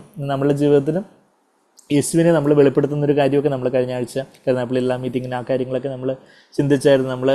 നമ്മെ തന്നെ വെളിപ്പെടുത്തുകയല്ല, മറിച്ച് യേശുവിനെ നമ്മളുടെ ജീവിതത്തിലൂടെ, നമ്മളുടെ ജഡത്തിൻ്റെ ദുർഗന്ധമാണോ അതോ മറിച്ച് യേശുവിൻ്റെ സൗരഭ്യവാസനയാണോ നമ്മുടെ ജീവിതത്തിലൂടെ നിറഞ്ഞു കവിഞ്ഞ് ഒഴുകുന്നത്? നമ്മളുടെ സാന്നിധ്യം, നമ്മളുടെ പെരുമാറ്റമൊക്കെ മറ്റുള്ളവർക്ക് യേശുവിനെ, ശരിയാണ്, ചില സമയത്ത് നമ്മൾ കാർക്കശ്യത്തോടെ ചില കാര്യങ്ങളൊക്കെ സ്ട്രിക്റ്റായിട്ട് സ്ട്രോങ് ആയിട്ടൊക്കെ പറയേണ്ടതായിട്ട്, ഫേമായിട്ട് പറയേണ്ടതായിട്ടുള്ള കാര്യങ്ങളൊക്കെ ഉണ്ടെങ്കിൽ നമ്മൾ ജഡത്തിൻ്റെ ഒരു അസ്വാരസ്യം, ജഡത്തിൻ്റെ ഒരു അസ്വസ്ഥതയിൽ നിന്നുള്ള എന്തെങ്കിലുമൊക്കെ കാര്യങ്ങളാണോ മറിച്ച് നമ്മൾ പരിശുദ്ധാത്മാവിൻ്റെ ആ ഒരു നിറവിൽ നമ്മൾ ആ ഒരു ജീവൻ്റെ മറ്റുള്ളവർക്ക് കേൾക്കുന്നവർക്ക് കൃപ ലഭിക്കുന്ന വാക്കുകളാണോ പറയുന്നത്? അങ്ങനെയൊക്കെയുള്ള ആ ഒരു യേശു പിതാവിൻ്റെ നാമം വെളിപ്പെടുത്തിയിരിക്കുന്നു. അപ്പം നിൻ്റെ നാമം വെളിപ്പെടുത്തിയിരിക്കുന്നു എന്ന് പറയുമ്പം യേശുനാമക്കാരായിട്ടുള്ള സഹോദരങ്ങളൊക്കെ ആ നാമം യേശുവിൻ്റെ നാമമാണ്, അതാണ് ഇതാണെന്നൊക്കെ പറഞ്ഞ് അവർ എല്ലാം അങ്ങ് യേശുവിൻ്റെ നാമമാണെന്ന് പറഞ്ഞ് പിതാവും പുത്രനും പരിശുദ്ധാത്മാവും 3 വ്യക്തിത്വങ്ങളൊന്നും ഇല്ല, എല്ലാ യേശു ഒറ്റ വ്യക്തിത്വമാണെന്നൊക്കെ പറഞ്ഞ് ദുരുപദേശം പഠിപ്പിക്കുന്ന യേശുനാമക്കാർ, ജീസസ് നെയിം ഉള്ളി എന്നൊക്കെ പറയുന്ന അങ്ങനെയൊക്കെയുള്ള ആൾക്കാരുണ്ട്. എന്നാൽ ഇവിടെ നമ്മൾ വായിക്കുന്നത് എന്താ? യഥാർത്ഥത്തിൽ അവിടെ പിതാവിൻ്റെ നാമം, നിൻ്റെ നാമം വെളിപ്പെടുത്തിയിരിക്കുന്നു എന്ന് പറയുമ്പോൾ നമ്മളത് കഴിഞ്ഞ ആഴ്ച നമ്മൾ കണ്ടു. യോഹന്നാൻ 1:18 യഥാർത്ഥത്തിൽ യേശു വെളിപ്പെടുത്തിയത് പിതാവിനെയാണ്. അപ്പം യേശു പിതാവിൻ്റെ നാമം, അല്ലെങ്കിൽ പിതാവിൻ്റെ നാമം എന്നുള്ള ആ വാക്ക്, അനോമ എന്നുള്ള വാക്കതിന് ആ നാമം പേരെന്നുള്ളൊരർത്ഥമുണ്ട്. ആ പേരിനോടൊപ്പം ഉള്ള ആ സ്വഭാവത്തെയും കുറിക്കുന്ന ഒരു കാര്യമാണ് ആ നാമം എന്നുള്ള വാക്കുകൊണ്ട്. അപ്പം പിതാവിൻ്റെ നാമം വെളിപ്പെടുത്തിയിരിക്കുന്നു എന്ന് പറയുമ്പം ദൈവം യഥാർത്ഥത്തിൽ പിതാവാണെന്നുള്ളൊരു കാര്യം യേശു തനിക്ക് തന്നിട്ടുള്ളവരോട് വെളിപ്പെടുത്തിയിരിക്കുന്നു എന്നുള്ള ഒരു കാര്യമാണ് നമ്മളവിടെ വായിക്കുന്നത്. അപ്പം നീ ലോകത്തിൽ നിന്ന് എനിക്ക് തന്നിട്ടുള്ള മനുഷ്യർക്ക് ഞാൻ പിതാവിൻ്റെ നാമം, പിതാവ് എങ്ങനെയാണ് പിതാവിൻ്റെ സ്വഭാവത്തെ വെളിപ്പെടുത്തിയിരിക്കുന്നത്? എന്നെ കണ്ടവൻ എൻ്റെ പിതാവിനെയും കണ്ടിരിക്കുന്നു എന്നാണ് യോഹന്നാൻ 14:9 വാക്യത്തിൽ ആരോട് പറയുന്നത്? ഫിലിപ്പോസിനോട് പറയുന്നത് നമ്മൾ വായിക്കുന്നത്. അപ്പോൾ അത് കഴിഞ്ഞിട്ട് പറയാം, അവർ നിനക്കുള്ളവരായിരുന്നു. കർത്താവ് ആ ഒരു ഫ്രേസ് വീണ്ടും റിപ്പീറ്റ് ചെയ്യുന്നത് നമ്മൾ താഴോട്ടും കാണുന്നുണ്ട്. ദേ വേ യുവേഴ്സ് ആൻഡ് ദേ ആ യുവേഴ്സ് എന്ന് താഴോട്ട് വായിക്കുമ്പം നമ്മൾ 9 വാക്യത്തിൻ്റെ അവസാനവും വായിക്കുമ്പം എന്താ വായിക്കുന്നതെന്ന് വെച്ചാൽ എന്താ? നീ എനിക്ക് തന്നിട്ടുള്ളവർ നിനക്കുള്ളവർ ആകെ കൊണ്ട്. അവർ നിനക്കുള്ളവരായിരുന്നു എന്ന് ഇപ്പോൾ 6 വാക്യത്തിൽ ഇപ്പോൾ നമ്മൾ വായിച്ചു, അവർ നിനക്കുള്ളവരായിരുന്നു. അപ്പോൾ പാസ്റ്റ് ടെൻസിൽ നിനക്കുള്ളവർ തന്നെ ആയിരുന്നു. എന്നാൽ ഇപ്പോഴും അവർ നിനക്കുള്ളവർ തന്നെ. ഞാൻ ഈ ശിഷ്യന്മാരെ ഒന്നും ഇങ്ങനെ കടിച്ചു പിടിച്ച് വെച്ചിട്ടില്ല. അവർ പിതാവെ അവരുടേതാണ്, ഞാൻ അവിടുത്തേക്കായിട്ടാണ് അതെല്ലാം ചെയ്തത്. ഒരു മനുഷ്യനെന്ന നിലയിൽ യേശു കർത്താവ് ഒരിക്കലും ഒരു മാനുഷികമായിട്ടുള്ളൊരു അറ്റാച്ച്മെൻറ്റോടുകൂടിയല്ല ശിഷ്യന്മാരെ അവരെ പോഷിപ്പിച്ച് വളർത്തിക്കൊണ്ട് വന്നേ, മറിച്ച് അവർ പിതാവ് എനിക്ക് തന്നു, അത് പിതാവിൻ്റേതായിരുന്നു, പിതാവിൻ്റേത് തന്നെയാണ്. അതാ 9 വാക്യത്തിൽ ഞാൻ അവർക്ക് വേണ്ടി അപേക്ഷിക്കുന്നു, ലോകത്തിന് വേണ്ടിയല്ല, നീ എനിക്ക് തന്നിട്ടുള്ളവർ നിനക്കുള്ളവർ ആകുകൊണ്ട്, ബിക്കോസ് ദേ ആർ യുവേഴ്സ്. അവിടുത്തേതാണ് പിതാവേ, ഞാൻ കുറച്ച് നാളത്തേക്കായിട്ട് കാത്തു പരിപാലിപ്പിക്കാനായിട്ട് എനിക്ക് തന്നതാണ്. അവർക്ക് അങ്ങനെയാണ്. നമ്മളും മറ്റുള്ളവരെ ശുശ്രൂഷിക്കുമ്പം എൻ്റെ ചർച്ചിലെ വിശ്വാസികൾ, ഇത് ഞാൻ വിശ്വാസത്തിലേക്ക് കൊണ്ടുവന്ന ആളാണ്, അല്ലെങ്കിൽ അങ്ങനെ ഒരു പൊസസീവായിട്ടുള്ളൊരു ഇതല്ല, മറിച്ച് കർത്താവ് ദൈവം വിശ്വാസത്തിലേക്ക് കൊണ്ടുവന്നു. കർത്താവ് കുറച്ച് നാളത്തേക്ക് നമ്മളെ ഉപയോഗിച്ചു, നമ്മളെ ഏൽപ്പിച്ചിരിക്കാം. കുറച്ച് കഴിഞ്ഞിട്ട് അവർ ചിലപ്പം അവരുടെ സ്വാതന്ത്ര്യത്തിന് അവർ വേറെ എങ്ങോട്ടെങ്കിലും പോകണമെന്നുണ്ടെങ്കിൽ ദൈവമേ അവരുടെ അങ്ങയുടേതാണ്. അപ്പം കർത്താവെ അങ്ങ് അവരെ കാത്തുകൊള്ളണമേ എന്നുള്ളതേ ഉള്ളൂ. അല്ലാതെ നമ്മൾ അവരെൻ്റെ ആടുകളാണ്, എൻ്റെ ആടുകളെ അവർ മോഷ്ടിച്ച്, എൻ്റെ ആടുകൾ അവിടെ ചാടിപ്പോയി.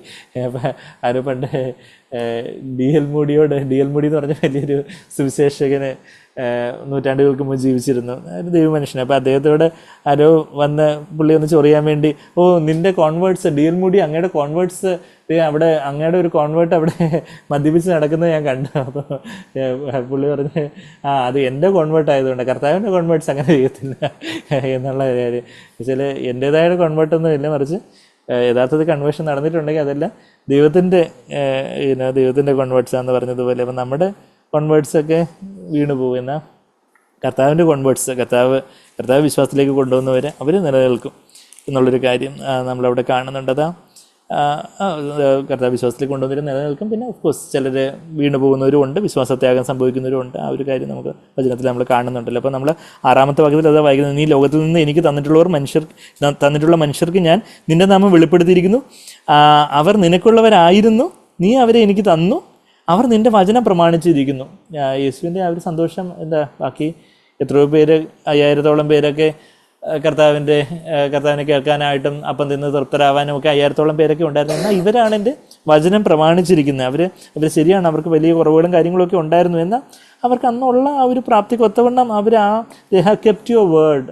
അവർ കർത്താവിന് വചനം പ്രമാണിച്ചിരിക്കുന്നു. ആ വചനം പ്രമാണിക്കുന്നവർക്ക് എത്ര വലിയൊരു വചനം പ്രമാണിക്കുന്നവരെ അവർക്കാണ് തന്നെ തന്നെ വെളിപ്പെടുത്തുന്നതെന്നൊക്കെ നമ്മളെപ്പോഴും പറയുന്ന വാക്യങ്ങളുണ്ട്. ആ യോഹന്നാൻ 14 അധ്യായത്തിൻ്റെ 21-23 വാക്യങ്ങളിലൊക്കെ ആ വചനം പ്രമാണിക്കുന്നവർക്ക് എന്താ ഉള്ള പ്രത്യേകത?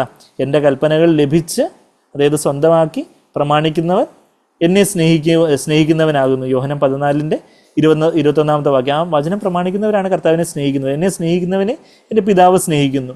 ഞാനും അവരെ സ്നേഹിച്ച്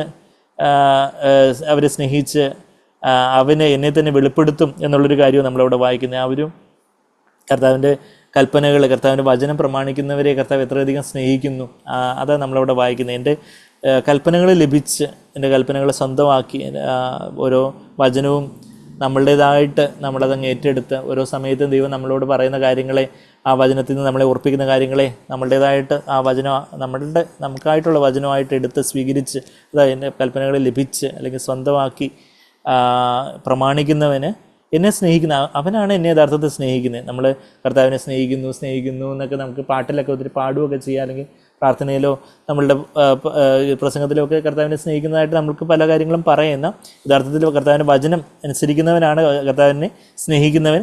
എന്നെ സ്നേഹിക്കുന്നവനെ കർത്താവിനെ സ്നേഹിക്കുന്നവനെ പിതാവ് സ്നേഹിക്കുന്നു. പിതാവ് എല്ലാവരെയും സ്നേഹിക്കുന്നുണ്ട്. എന്നാൽ ഇപ്രകാരം വചനം അനുസരിച്ച് യേശുവിനെ സ്നേഹിക്കുന്നവരെ പിതാവ് ഒരു സ്പെഷ്യൽ ലവ് ഉണ്ടെന്നുള്ളൊരു കാര്യം നമ്മളിവിടെ വായിക്കുന്നത്. കൂടുതൽ ദൈവത്തിൻ്റെ സ്നേഹത്തിന് പാത്രീഭൂതരാകുന്നു. ഞാനും അവനെ സ്നേഹിച്ച് അവൻ എന്നെ തന്നെ വെളിപ്പെടുത്തും. അങ്ങനെ കർത്താവിൻ്റെ വചനം അനുസരിക്കുന്നവർക്കാണ് യേശു നമ്മളെ അതുപോലെ ആ ഒരു അധികമായിട്ട് കർത്താവിൻ്റെ സ്നേഹം നമുക്ക് വെളിപ്പെടുത്തി തന്നെ അധികമായിട്ട് വെളിപ്പെടുത്തുന്നത്. ഈവൻ 23-ാമത്തെ വാക്യത്തിലും യേശു അവനോട് യൂദാസ് ഇസ്കരിയോത്ത് അല്ലാത്തൊരു യൂദ ചോദിക്കുന്നുണ്ട്, എന്താ ലോകത്തിന് വെളിപ്പെടുത്താത്ത എന്നുള്ള കാര്യം ചോദിക്കുമ്പം ആർക്കേ കർത്താവിന് വെളിപ്പെടുത്താൻ പറ്റുള്ളൂ? കർത്താവ് പറയും, എന്നെ സ്നേഹിക്കുന്നവൻ എൻ്റെ വചനം പ്രമാണിക്കും, എൻ്റെ പിതാവ് അവനെ സ്നേഹിക്കും, ഞങ്ങൾ അവൻ്റെ അടുക്കൽ വന്ന് അവനോടുകൂടെ വാസം ചെയ്യും. അങ്ങനെ വാസം ചെയ്യുമ്പോഴാണ് വെളിപ്പെടുത്താൻ ഒക്കുന്നത്. അപ്പോൾ അതുകൊണ്ട് ലോകത്തിന് വെളിപ്പെടുത്താൻ പറ്റത്തില്ല എന്ന് വെച്ചാൽ ലോകത്തിൻ്റെ കൂടെ വാസം ചെയ്യുന്നില്ല, ലോകം കർത്താവിൻ്റെ വചനത്തെ പ്രമാണിക്കുന്നില്ല. അപ്പോൾ അതുപോലെ തന്നെ ഈവൻ യോഹന്നാൻ 15 അധ്യായത്തിൻ്റെ 10-ാമത്തെ വാക്യവും കർത്താവ് പറയുന്നുണ്ട്, ഞാൻ എൻ്റെ പിതാവിൻ്റെ കൽപ്പനകൾ പ്രമാണിച്ച് അവൻ്റെ സ്നേഹത്തിൽ വസിക്കുന്നത് പോലെ നിങ്ങളും എൻ്റെ കൽപ്പനകൾ പ്രമാണിച്ചാൽ എൻ്റെ സ്നേഹത്തിൽ വസിക്കും എന്നുള്ളൊരു കാര്യം പറയുന്നുണ്ട്. അപ്പോൾ ആ ഒരു ദൈവവചനത്തിൽ പറയുന്ന പല കാര്യങ്ങളും ഒക്കെ ദൈവം നമുക്ക് വ്യക്തമായിട്ട് സ്പഷ്ടമായിട്ട് കാണിച്ചു തരുമ്പം അവിടെ കർത്താവേ അവിടുത്തെ വചനം കാക്കുവാൻ, അവിടുത്തെ വചനം എന്ത് പറയുന്നു, പാരമ്പര്യം എന്ത് പറയുന്നെന്നോ, ബാക്കിയുള്ള ലോകത്തിലെ ഒത്തിരി പാസ്റ്റർമാരായിട്ടുള്ളവർ എന്ത് പറയുന്നെന്നോ, അച്ഛന്മാരെന്ന് വിളിക്കുന്ന ആൾക്കാർ എന്ത് പറയുന്നെന്നോ, അല്ലെങ്കിൽ ബാക്കി ക്രിസ്തീയ പാരമ്പര്യത്തിലുള്ള ആൾക്കാർ എന്ത് പറയുന്നു എന്നുള്ളതെല്ലാം മറിച്ച് കർത്താവേ അവിടുത്തെ വചനത്തിൽ എന്താ പറഞ്ഞിരിക്കുന്നത്, അവിടുത്തെ വചനത്തിൽ പറഞ്ഞിരിക്കുന്നത് എനിക്ക് അതുപോലെ തന്നെ അങ്ങ് അനുസരിക്കണം. കർത്താവേ ബാക്കി നാട്ടുകാരെന്ത് പറയുന്നു, വീട്ടുകാരെന്ത് പറയുന്നു, ബന്ധുക്കളെന്ത് പറയുന്നു, വേറെ ആരെങ്കിലും എന്ത് പറയുന്നു എന്നുള്ളതല്ല കർത്താവ്, അവിടുത്തെ വചനം എനിക്ക് അനുസരിക്കണം. അത് കർത്താവ് ആ 11 ശിഷ്യന്മാരെ കുറിച്ച് പറഞ്ഞു, അവർ നിൻ്റെ വചനം പ്രമാണിച്ചു ഇരിക്കുന്നു. നമ്മളെക്കൊണ്ട് നമ്മുടെ ജീവിതത്തിൽ അതുപോലൊരു സമർപ്പണമുണ്ടോ കർത്താവ്? അവിടുത്തെ വചനം, അതെ, കർത്താവിൻ്റെ വചനം പ്രമാണിക്കുക എന്ന് പറഞ്ഞാൽ അത് നമ്മളെക്കൊണ്ട് തന്നെ പറ്റുന്നൊരു കാര്യമല്ല. എപ്പോഴും കർത്താവിൽ സന്തോഷിക്കുമെന്നാണ് ദൈവത്തിൻ്റെ വചനം പറയുന്നത്. അപ്പോൾ എപ്പോഴും സന്തോഷിക്കാൻ നമ്മൾ മാനുഷികമായിട്ട് പറ്റുന്ന കാര്യങ്ങളല്ല ദൈവത്തിൻ്റെ വചനത്തിൻ്റെ സ്റ്റാൻഡേർഡ്സ്, മറിച്ച് നമ്മെ തന്നെ കർത്താവെ എന്നെക്കൊണ്ട് തന്നെ പറ്റത്തില്ല എന്ന് പറഞ്ഞ് നമ്മളതിനെ ആ വചനത്തിനായിട്ട് ഏൽപ്പിച്ചു കൊടുത്ത് ദൈവം തന്നെ നമ്മളുടെ ഉള്ളിൽ ആത്മാവിനാൽ നിറച്ച് നമ്മളെ ആ വചനത്തിൽ നടക്കുമാറാക്കും. നിങ്ങൾ എൻ്റെ വിധികളെ പ്രമാണിച്ച് അനുഷ്ഠിക്കും എന്നൊക്കെ യെഹെസ്കേൽ 36-ാം അധ്യായത്തിൻ്റെ 27-ാമത്തെ വാക്യം കർത്താവ് എന്നോട് ആദ്യമായിട്ട് സംസാരിച്ച് എന്നെ വീണ്ടും ജനിക്കുമാറാക്കിയ ആ വാക്യത്തിൽ കല്ലുപോലെ ഹൃദയത്തെ മാറ്റി മാംസമായ ഹൃദയത്തെ നൽകുമെന്ന് പറഞ്ഞിട്ട് എന്നെ ആത്മാവിനെ നിങ്ങളുടെ ഉള്ളിലാക്കി നിങ്ങൾ എൻ്റെ ചട്ടങ്ങളെ നടത്തുമാറാക്കും എന്ന് പറയും. I will cause you to walk in my statutes. അതാണ് നമ്മൾ യെഹെസ്കേൽ 36-ന്റെ 26-27 വാക്യങ്ങളിൽ വായിക്കുന്നത്. അതാണ് ശുദ്ധജലം തെളിച്ച് നിർമ്മലമാക്കും എന്നൊക്കെ പറഞ്ഞിട്ട് പുതിയൊരു ഹൃദയത്തെയും പുതിയൊരു ആത്മാവിനെ നൽകുമെന്ന് പറഞ്ഞിട്ട് കല്ലുവെള്ള ഹൃദയത്തെ ഹാർട്ട് ട്രാൻസ്പ്ലാന്റേഷൻ സർജറിയൊക്കെ ചെയ്യും. പുതിയ കല്ലുവെള്ള ഹൃദയം ആ പഴയ മൃതമായിട്ടുള്ള ആത്മാവിനെയൊക്കെ മാറ്റി പുതിയൊരു ഹൃദയം, പുതിയൊരു മനുഷ്യാത്മാവിനെ ദൈവം നമുക്ക് വീണ്ടും ജന്മത്തിൽ തരുന്നു. കർത്താവിൻ്റെ ആത്മാവിനെ നമ്മുടെ ഉള്ളിലാക്കി കർത്താവിൻ്റെ വഴികളിൽ നിന്ന് നടക്കുമാറാക്കും. കർത്താവിനെ നമ്മളെ നടത്തണം. അപ്പം കർത്താവിന് നമ്മളെ വചനം അനുഷ്ഠിക്കുമെന്ന നമ്മളുടെ ഒരു സമർപ്പണമുണ്ട്.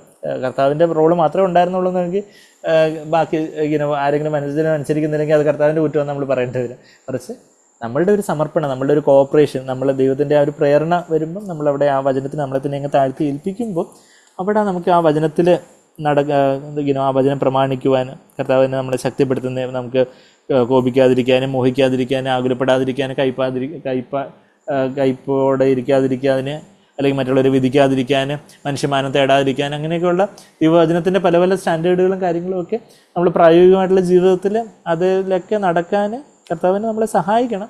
എന്നാൽ നമ്മളതിനായിട്ട് അതിൻ്റേതായിട്ടുള്ള പല പ്രലോഭനങ്ങളും, ആകുലപ്പെടാനോ മോഹിക്കാനോ കോപിക്കാനോ അല്ലെങ്കിൽ മനുഷ്യമാനം തേടാനോ അല്ലെങ്കിൽ ലോകത്തിൻ്റെ കാര്യങ്ങളെ സ്നേഹിക്കാനോ ഒക്കെയുള്ള പല പല പ്രലോഭനങ്ങളൊക്കെ വരുമ്പം, അല്ലെങ്കിൽ ബാക്കിയുള്ളവരെന്ത് പറയും, ബാക്കി എന്തെങ്കിലുമൊക്കെ ചില നമ്മുടെ മനസ്സിനെ അസ്വസ്ഥപ്പെടുത്തുന്ന പല കാര്യങ്ങളൊക്കെ വരുമ്പോൾ അവിടെ നമ്മളെ തന്നെ അങ്ങ് ഏൽപ്പിച്ചു കൊടുത്ത്, കർത്താവേ അവിടുത്തെ വചനം എനിക്കിവിടെ പ്രമാണിക്കണം, സകല ബുദ്ധിയും കവിയുന്ന സ്വർഗീയ സമാധാനം എൻ്റെ ഹൃദയങ്ങളെ ക്രിസ്തുയേശുവിൽ കാക്കൂന്നാണല്ലോ അവിടുത്തെ വചനം പറഞ്ഞ്. ഇവിടെ എൻ്റെ സമാധാനം കർത്താവേ, ഈ സാഹചര്യം ഇങ്ങനെ ഒരാൾ എൻ്റെ അടുത്ത് ഇങ്ങനെ സംസാരിച്ചു, അല്ലെങ്കിൽ ഇങ്ങനെ ഒരു കാര്യം, ഇങ്ങനെയുള്ള ഒരു പ്രശ്നത്തിലൂടെ ഞാൻ കടന്നു പോകുന്നു, അപ്പോൾ എൻ്റെ സമാധാനം ഇവിടെ ഉലച്ചിൽ തട്ടാനൊരു സാധ്യതയുണ്ട്. പക്ഷേ കർത്താവേ എനിക്ക് അവിടുത്തെ വചനം പ്രമാണിക്കണം, കർത്താവേ അവിടുത്തെ വചനത്തിൽ ഞാൻ സ്വസ്ഥതയോടെ സബത്ത് വിശ്രമത്തിലായിരിക്കണമെന്നാണല്ലോ. ക്രിസ്തുവിൻ്റെ സമാധാനം നിങ്ങളുടെ ഹൃദയങ്ങളിൽ വാഴട്ടെ എന്നാണല്ലോ കൊളോസ്യർ 3:15 പറഞ്ഞിരിക്കുന്നത്. കർത്താവേ അതുപോലെ എനിക്ക് അവിടുത്തെ വചനം എനിക്ക് പ്രമാണിക്കണം, എനിക്ക് ഇവിടെ സമാധാനത്തോടെ ആയിരിക്കണം. ഇവിടെ യേശു കർത്താവ് എങ്ങനെ ആയിരിക്കും പെരുമാറിയത്, അതുപോലെ യേശു കർത്താവ് എങ്ങനെ ആയിരിക്കും ഈ സാഹചര്യത്തിൽ ചിന്തിച്ചത്, യേശു കർത്താവ് എങ്ങനെ ആയിരിക്കും പറഞ്ഞത്, കർത്താവ് എങ്ങനെ ആയിരിക്കും പെരുമാറിയത്, എന്താണോ ചെയ്തത് കർത്താവ് അതുപോലെ അത് എനിക്ക് പരിശുദ്ധാത്മാവ് എനിക്ക് കാണിച്ചു തരണം, അതുപോലെ അവിടുത്തെ വചനം എനിക്ക് അനുസരിക്കണം. അപ്പം അങ്ങനെ പറയുമ്പോൾ കർത്താവിന് ആ 11 ശിഷ്യന്മാരെ കുറിച്ച് പറഞ്ഞതുപോലെ നമ്മളെക്കുറിച്ചും പറയാൻ പറ്റും. എങ്ങനെ അവർ നിൻ്റെ വചനം പ്രമാണിച്ചു ഇരിക്കുന്നു. അവർ ലോകത്തിലെ ഏറ്റവും വലിയ ക്വാളിഫിക്കേഷൻ ഉള്ളവരാണ്, അവർക്ക് വലിയ പണമുണ്ട്, ആസ്തിയുണ്ട്, അവർ വലിയ പ്രതാപശാലികളാണ് എന്നുള്ള കാര്യമൊന്നുമല്ല പറയുന്നത്. മറിച്ച് എന്താ, അവർ നിൻ്റെ വചനം പ്രമാണിച്ചിരിക്കുന്നു, അതാ വലിയ ക്വാളിഫിക്കേഷൻ. ഈ കർത്താവിൻ്റെ ഹൃദയത്തെ സന്തോഷിപ്പിക്കുന്ന ഒരു കാര്യം, അവർക്ക് വലിയ വലിയ കാര്യങ്ങൾ ഒന്നും അറിയത്തില്ല, അവർക്ക് ലോകത്തിൻ്റെ വലിയ വലിയ ജ്ഞാനമോ കാര്യങ്ങളൊന്നും ഇല്ല, എന്നാൽ അവരെൻ്റെ വചനം പ്രമാണിച്ചിരിക്കുന്നു. അത് നമ്മളെ ഹൃദയത്തെ വെല്ലുവിളിക്കട്ടെ. കർത്താവേ എന്നെക്കുറിച്ച് അവിടത്തേക്ക് അങ്ങനെ പറയാൻ സാധിക്കണം. ആ എൻ്റെ വചനം പ്രമാണിക്കുന്ന, എൻ്റെ വചനം അനുസരിക്കുന്ന ഒരു പൈതൽ.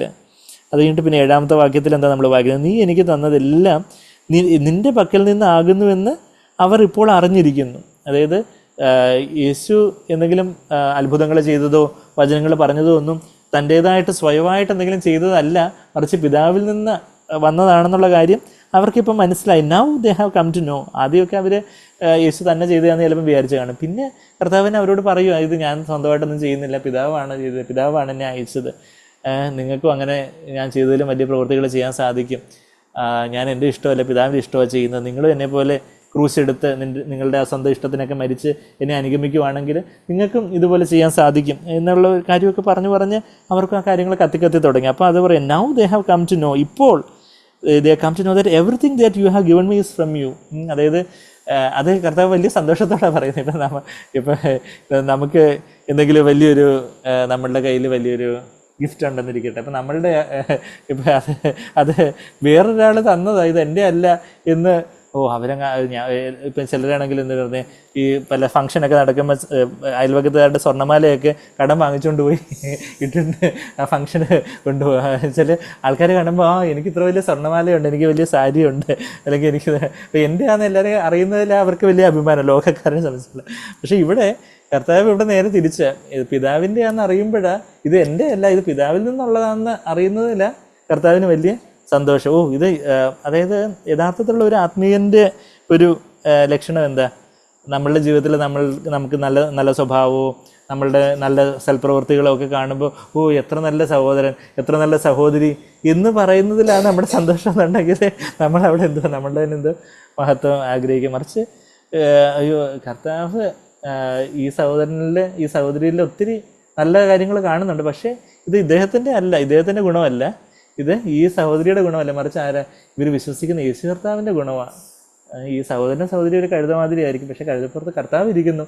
കർത്താവിൽ നിന്ന് വന്നതാണ് ഈ സഹോദരൻ്റെ എല്ലാ ഗുണവും, അല്ലെങ്കിൽ ഈ സഹോദരിയുടെ എല്ലാ ഗുണവും എന്ന് അറിയുന്നതിലാണ് യഥാർത്ഥത്തിലുള്ള ഒരു ആത്മീയമായിട്ടുള്ള ഒരു നമുക്ക് കാഴ്ചപ്പാടുണ്ടെങ്കിൽ നമ്മുടെ സന്തോഷം. മറിച്ച് നമ്മളെക്കുറിച്ച് നല്ലത് പറയുന്നു എന്നുള്ളതല്ല, മറിച്ച് കർത്താവേ എൻ്റെ എന്തെങ്കിലും നല്ലത് കാണുമ്പോൾ അവർക്കത് യേശുവിൽ നിന്നാണെന്ന് മനസ്സിലാക്കണേ.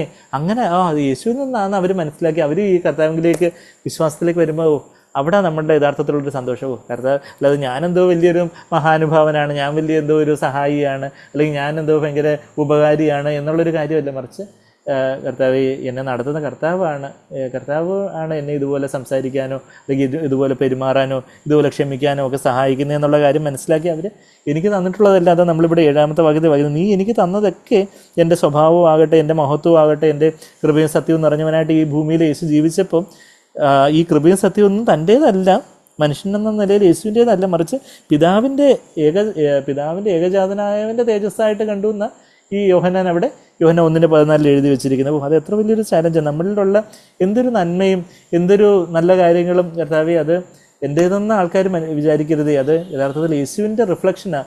അതായത് ചന്ദ്രൻ പറയുന്നത് പോലെ ഇത് എൻ്റെ പ്രകാശമല്ല, സൂര്യൻ്റെ പ്രകാശമാണ്. അതുകൊണ്ട് ചന്ദ്രനെ പോലെ മന്നവേന്ദ്ര വിളങ്ങുന്നു ചന്ദ്രനെ പോലെ നിന്മുഖം എന്ന് പറഞ്ഞ് കവി പാടുമ്പോൾ ഈ ചന്ദ്രൻ പറയും ഇത് എൻ്റെ പ്രകാശമല്ല, മറിച്ച് ഇത് സൂര്യൻ്റെ ഞാനൊന്ന് റിഫ്ലക്റ്റ് ചെയ്യുന്നെന്നുള്ളതേ ഉള്ളൂ, അങ്ങോട്ട് നിങ്ങളും വന്നാൽ നിങ്ങൾക്കും അതുപോലെ പ്രകാശിക്കാം എന്ന് പറയുന്നത്. അപ്പോൾ അതാ നീ എനിക്ക് തന്നതെല്ലാം നിൻ്റെ പക്കൽ നിന്നാകുന്നു എന്ന് അവരിപ്പോൾ അറിഞ്ഞിരിക്കുന്നു. കർത്താവ് എത്ര വലിയ എക്സൈറ്റ്മെൻറ്റോടു കൂടിയാണ് പറയുന്നത്. ഒരു ധനികനായ യുവപ്രമാണി വന്ന് കർത്താവിനോട് നല്ല ഗുരു എന്ന് വിളിക്കുമ്പോൾ നല്ലവൻ ആരുണ്ട്? പിതാവല്ലാതെ ആരേ ഉള്ള? എന്നിൽ നിങ്ങൾ എന്തെങ്കിലും നന്മ കാണുന്നുണ്ടെങ്കിൽ അത് പിതാവിൻ്റെ നന്മയാണെന്നാണ് അവിടെ ലൂക്കോസ് 19 കർത്താവ് പറയുന്നത്. അതായത് അത് യഹോവ സാക്ഷികളൊക്കെ അത് തെറ്റായി അത് മിസ്കോട്ട് ചെയ്തുകൊണ്ട് അപ്പോൾ എന്താ യേശു ദൈവമല്ലെന്ന് പറഞ്ഞെന്ന് അവർ ഉദ്ദേശിക്കുന്നതെന്നൊക്കെ പറഞ്ഞ് അങ്ങനെ ഇങ്ങനെ തെറ്റായി കോട്ട് ചെയ്യുന്നതുണ്ട്. പക്ഷേ യഥാർത്ഥത്തിൽ അവിടെ കർത്താവിൻ്റെ താഴ്മ അവിടെ കാണുന്നത്. നല്ലവനെന്ന് പറയാൻ ഞാൻ നിങ്ങളെപ്പോലെ തന്നെ പരീക്ഷിക്കപ്പെടാവുന്നൊരു ജഡത്തിലാണ് ഞാനും വന്നിരിക്കുന്നത്. എന്നിൽ തന്നെ ഒരു യാതൊരു നന്മയും ഇല്ല. എന്നിൽ എന്തെങ്കിലും നന്മ കാണുന്നുണ്ടെങ്കിൽ അത് പിതാവിൻ്റെ നന്മ, പിതാവ് മാത്രമേ നല്ലവനായിട്ടുള്ളൂ എന്ന് അവിടെ ലൂക്കോസ് 19 അധ്യായത്തിൽ റിച്ച് യങ് റൂളർ ധനികനായ യുവപ്രമാണി വന്ന് ചോദിക്കുമ്പോൾ കർത്താവ് പറയുന്ന ഒരു കാര്യമുണ്ട്. അപ്പോൾ ആ ഒരു അങ്ങനെ എന്നെ കണ്ടവൻ എൻ്റെ പിതാവിനെ കണ്ടിരിക്കുന്നത്. അപ്പോൾ ആ യേശുവിൻ്റെ ആ ഒരു മനോഭാവം, തന്നിലുള്ള എല്ലാ നന്മയും തനിക്കുള്ള എല്ലാം തൻ്റേതായിട്ടൊന്നുമില്ല, എനിക്ക് ലഭിച്ചിട്ടുള്ളതല്ലാതെ നിങ്ങൾക്ക് എന്തുള്ളൂ. അത് കഴിഞ്ഞിട്ട് 1 കൊരിന്ത്യർ 4:7 നമ്മൾ വായിക്കുന്നത്, ലഭിച്ചിട്ടുള്ളതല്ലാതെ നിങ്ങൾക്ക് എന്തുള്ളൂ. അത് കഴിഞ്ഞിട്ട് പിന്നെ ലഭിച്ചിട്ടുള്ളതല്ല എന്ന വണ്ണം നീ എന്തിനാ പുകഴുന്നേന്നുള്ള കാര്യം അവിടെ നമ്മൾ 1 കൊരിന്ത്യർ 4:7 വാക്യം ഞാൻ വായിക്കാം. നിന്നെ വിശേഷിപ്പിക്കുന്നത് ആര്? അവിടെ കൊരിന്ത്യയിൽ അവർ അങ്ങോട്ടും ഇങ്ങോട്ടും ഒക്കെ അടിയിട്ടുകൊണ്ടിരിക്കുക. Who regards your superior? നിന്നെ വിശേഷമുള്ളതാക്കുന്നത് ആര്? ലഭിച്ചതല്ലാതെ നിനക്ക് എന്തുള്ളൂ? ലഭിച്ചതെങ്കിലോ ലഭിച്ചതല്ല എന്ന പോലെ പ്രശംസിക്കുന്നത്. നമുക്ക് നമ്മളിൽ തന്നെ ഒരു പ്രശംസ, നമ്മളിപ്പം ഫിലിപ്പിയർ 3:3 ക്രിസ്തുയേശുവിൽ പ്രശംസിക്കുന്നവർ നമ്മൾ കണ്ടു. പക്ഷേ നമുക്ക് നമ്മുടെ ജഡത്തിൽ നമുക്കറിയാം പല കാര്യത്തിലൊക്കെ നമുക്കൊരു പ്രശംസ എടുക്കാൻ, ഞാൻ നല്ല ആളാണ്, ഞാൻ ഇന്നൊരു ചിന്ത വരുന്ന ഒരു ജഡമാണ് നമുക്കുള്ളത്. അപ്പം ലഭിച്ചതെങ്കിലോ ലഭിച്ചതല്ല എന്ന പോലെ നമ്മുടെ സ്വയത്തിലൊരു പ്രശംസ ചിലപ്പോൾ നമ്മൾ വെളിയിൽ വാക്കിൽ പറയത്തില്ലായിരിക്കും. പക്ഷേ കർത്താവേ അങ്ങനെയുള്ള ചിന്തകൾ അതൊക്കെ ലൂസിഫറിൻ്റെ ചിന്തകളാണല്ലോ കർത്താവേ. അത് ആ പ്രധാന ദൂതൻ ലൂസിഫറായി അവന് പിശാചായി മാറിയത് അങ്ങനെയുള്ള ചിന്തകൾ കൊണ്ടാണല്ലോ കർത്താവ്. അത് എത്ര വലിയ പൈശാചികമായിട്ടുള്ള കാര്യമാണെന്ന് പറഞ്ഞ് നമ്മൾ മാനസാന്തരപ്പെടുന്നിടത്താണ് നമ്മളുടെ യഥാർത്ഥത്തിലുള്ള രക്ഷ വരുന്നത്. നമ്മളുടെ രക്ഷ എന്ന് പറയുമ്പോൾ നമ്മളുടെ യഥാർത്ഥത്തിലുള്ള പരിപൂർണമായിട്ടുള്ള രക്ഷയിലേക്ക് നമ്മൾ വളർന്നു വരുന്നത്.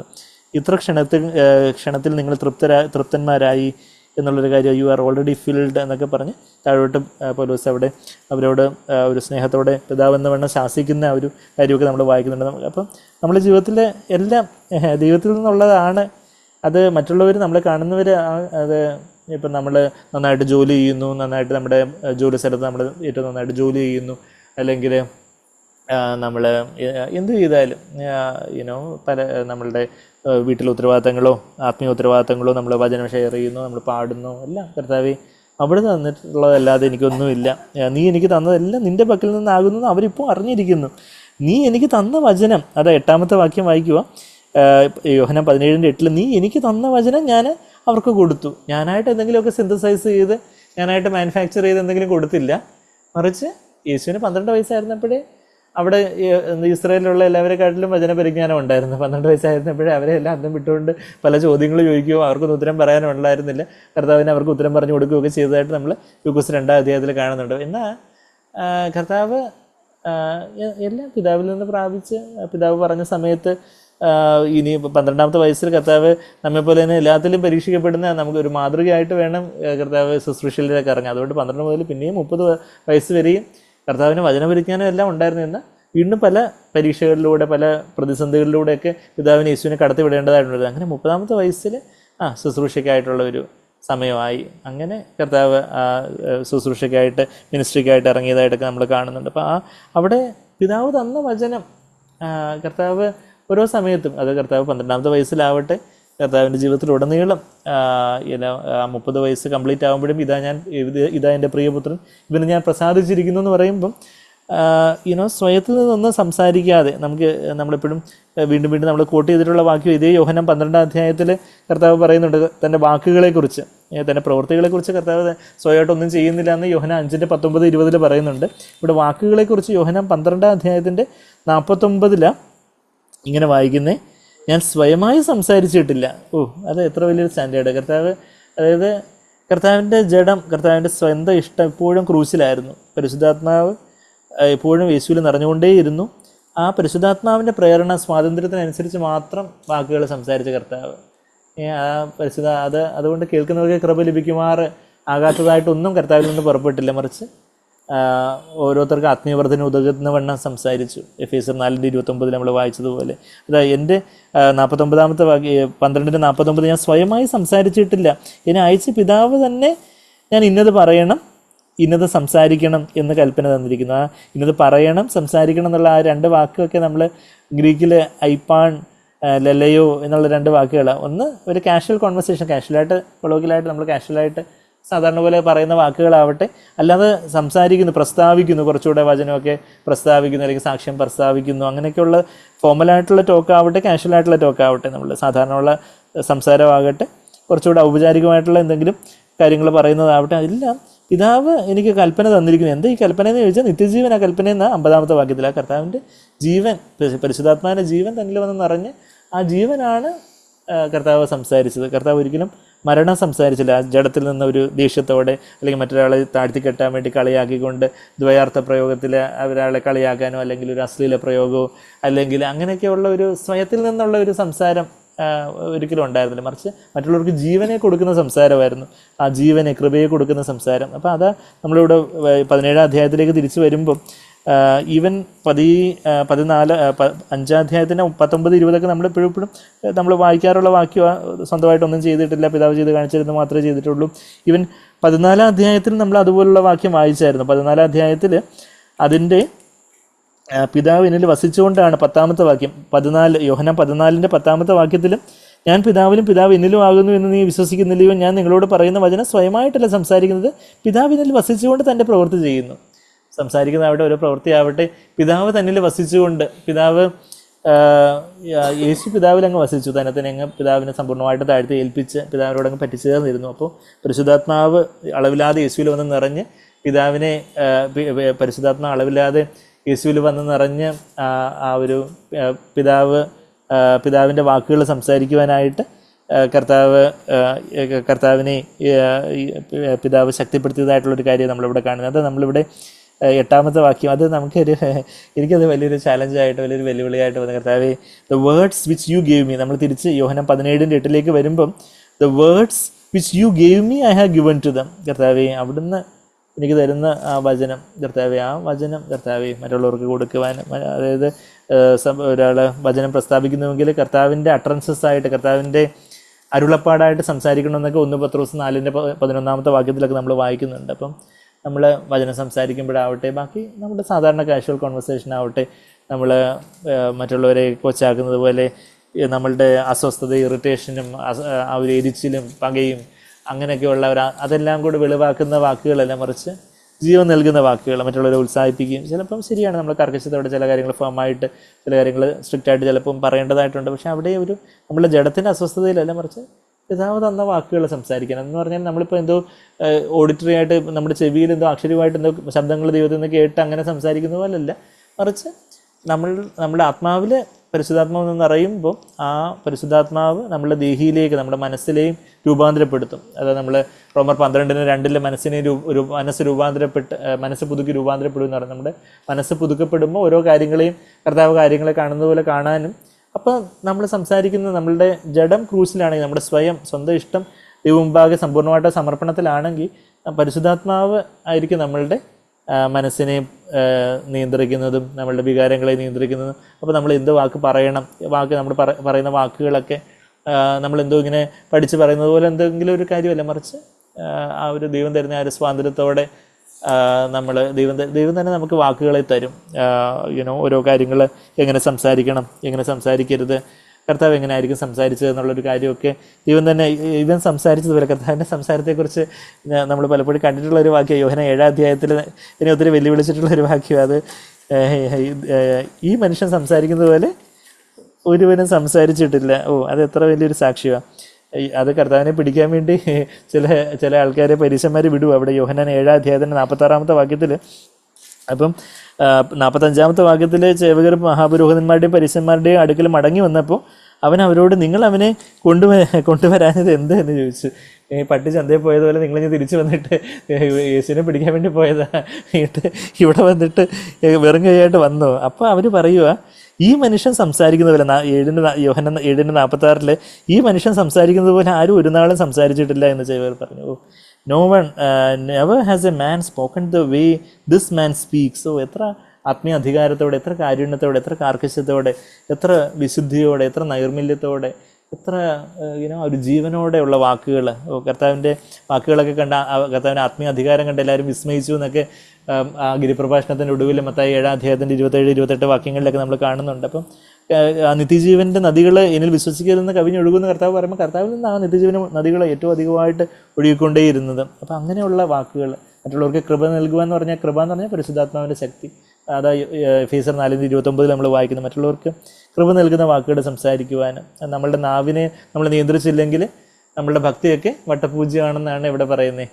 യാക്കോബ് 1:26 നമ്മൾ വായിക്കുന്നത്. യാക്കോബ് 3-ാം അധ്യായത്തിൽ മൊത്തം ഈ അതിൻ്റെ ആദ്യത്തെ 14 വാക്യങ്ങളിലൊക്കെ, യാക്കോബ് 3-ാം അധ്യായത്തിന് ആദ്യത്തെ 14-15 വാക്യങ്ങളിലെല്ലാം എന്താ പറയുന്നത്? ആ നാവിനെ നിയന്ത്രിക്കുന്നതിൻ്റെ കാര്യമൊക്കെയാണ് പറയുന്നത്. നമുക്ക് നമ്മളുടെ അവയവങ്ങളിലെ ഏറ്റവും പ്രയാസമുള്ള കാര്യമാണ് നിയന്ത്രിക്കാൻ നാവെന്നുള്ളൊരു കാര്യം. കർത്താവ് പറയുന്നത് പോലെ പറയാനും, കർത്താവ് പറഞ്ഞത് മാത്രം പറയാനും, പറയേണ്ടത് വണ്ണം പറയാനും ഒക്കെ കർത്താവിനെ നമ്മളെ സഹായിക്കണം. അതായത് നമ്മുടെ 8-ാമത്തെ വാക്യം, നീ എനിക്ക് തന്ന വചനം, നമ്മൾ തിരിച്ച് യോഹന്നാൻ 17:8 വരുമ്പം, നീ എനിക്ക് തന്ന വചനം ഞാൻ അവർക്ക് കൊടുത്തു, അവർ അത് കൈക്കൊണ്ടു. അപ്പോൾ നമ്മൾ ദൈവത്തിൻ്റെ വചനം മറ്റുള്ളവർ സംസാരിക്കുന്നു. അപ്പം അവരത് കൈക്കൊണ്ട് അവർ അത് കൈക്കൊണ്ട് ഞാൻ നിൻ്റെ അടുക്കൽ വന്നിരിക്കുന്നു എന്ന് സത്യമായി അറിഞ്ഞു, നീ എന്നെ അയച്ചു എന്ന് വിശ്വസിച്ചും ഇരിക്കുന്നു.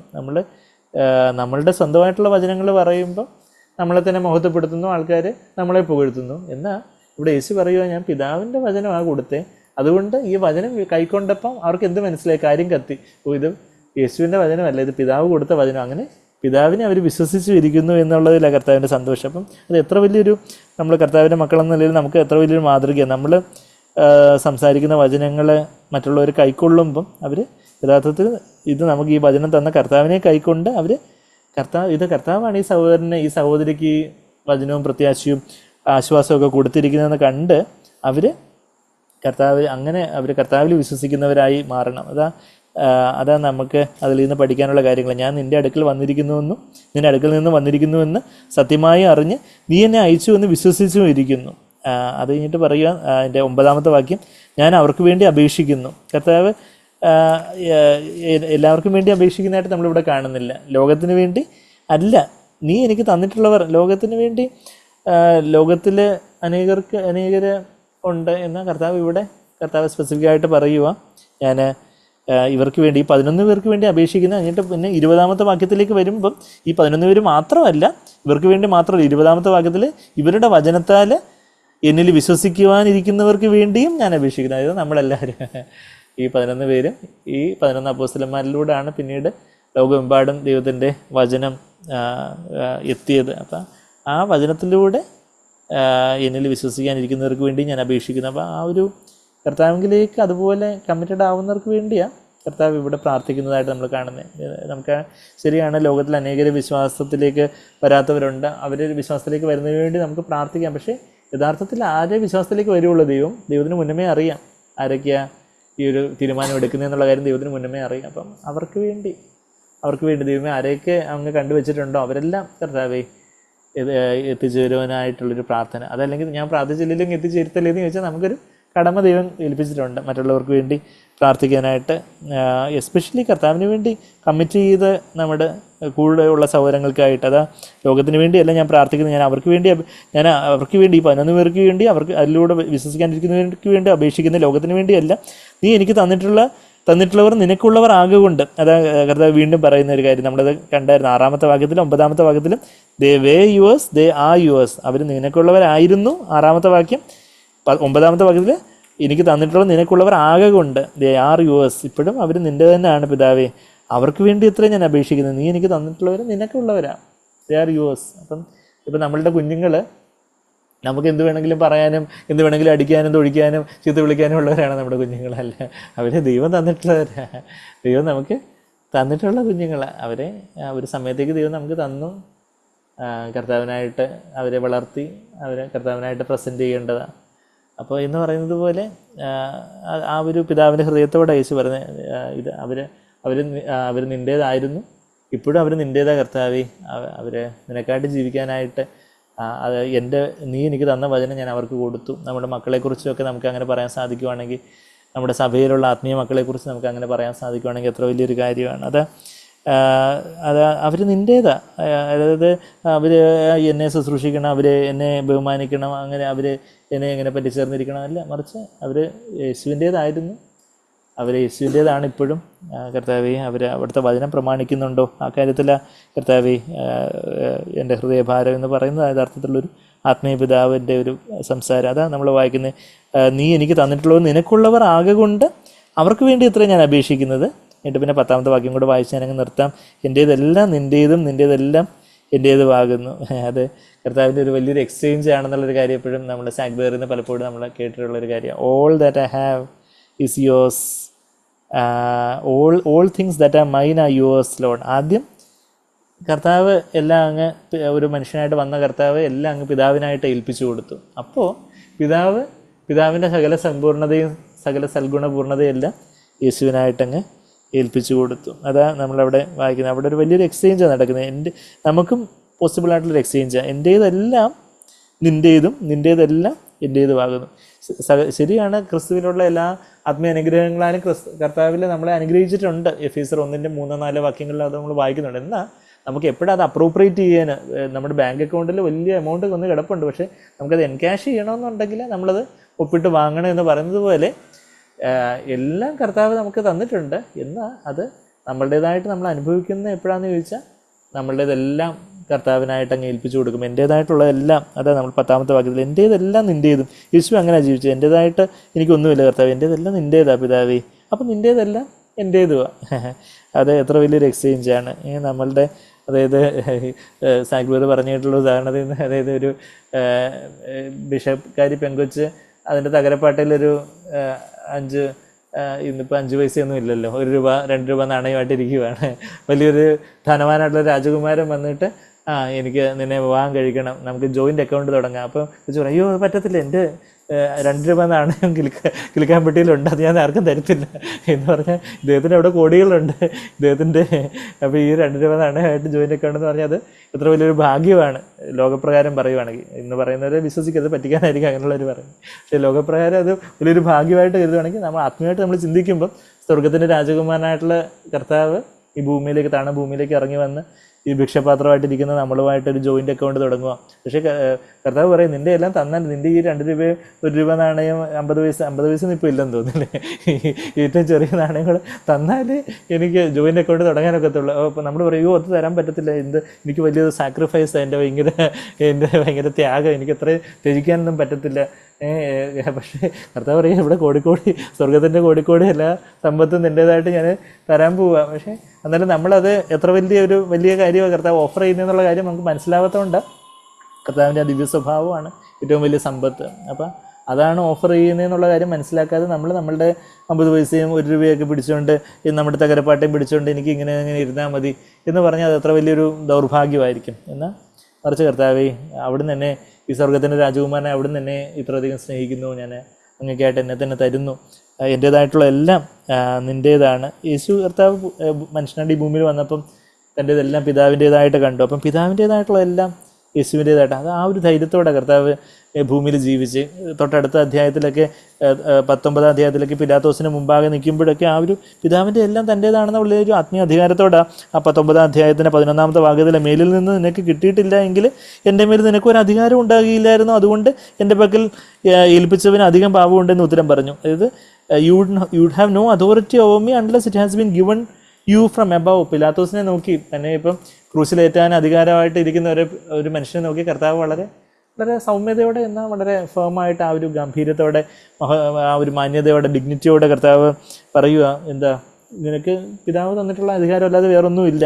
പക്ഷേ പിതാവിൻ്റെതെല്ലാം തൻ്റേതാണെന്നുള്ള വലിയൊരു ബോധ്യം കർത്താവിനുണ്ട്. എന്തുകൊണ്ടാണ്? കർത്താവ് സ്വന്തമായിട്ട് നമ്മെ തന്നെ സമ്പൂർണ്ണമായിട്ടും കർത്താവിന് കൊടുത്തിട്ടുള്ളവരാണെങ്കിൽ നമുക്ക് അത് വലിയൊരു സ്വർഗീയ മാന്യത, ഞാൻ കർത്താവിൻ്റെ സ്വർഗീയനായ രാജാവിൻ്റെ പുത്രനാണ്, പുത്രിയാണ് എന്നുള്ള വലിയൊരു മാന്യതയും വലിയൊരു അഭിമാനം, വലിയൊരു സന്തോഷം നമ്മളുടെ ഹൃദയത്തെ കർത്താവിലുള്ള ഒരു വലിയൊരു പ്രശംസ നമ്മളിലുണ്ടായിരിക്കും. അതാ എൻ്റേതെല്ലാം നിൻ്റേതും നിൻ്റേതെല്ലാം എൻ്റേതുമാകുന്നു, ഞാൻ അവരിൽ I have been glorified in them, ഞാൻ ഈ കാര്യങ്ങളിൽ എല്ലാം ഞാൻ മഹത്വപ്പെട്ടിരിക്കുന്നു. ഇതിലൂടെ എല്ലാം കർത്താവ് മഹത്വപ്പെട്ടിരിക്കുന്നു എന്ന് പറയുമ്പം നമ്മൾ ആദ്യം ചിന്തിച്ചതുപോലെ എന്താ ആ ഒരു ആത്മാവിൻ്റെ തേജസ്കരണം, ഇതിലൂടെ എല്ലാം കർത്താവിൽ പിതാവിൻ്റെ തേജസ് അധികമായിട്ട് തൻ്റെ ജീവിതത്തിലൂടെ താൻ കടന്നുപോയ കാര്യങ്ങളിലൂടെ എല്ലാം കർത്താവ് മഹത്വപ്പെടുന്ന ഒരു കാര്യം എന്ന് പറഞ്ഞാൽ എന്താ, അവിടെയെല്ലാം യേശുവിൻ്റെ പിതാവിൻ്റെ തേജസ് അധികമായിട്ട്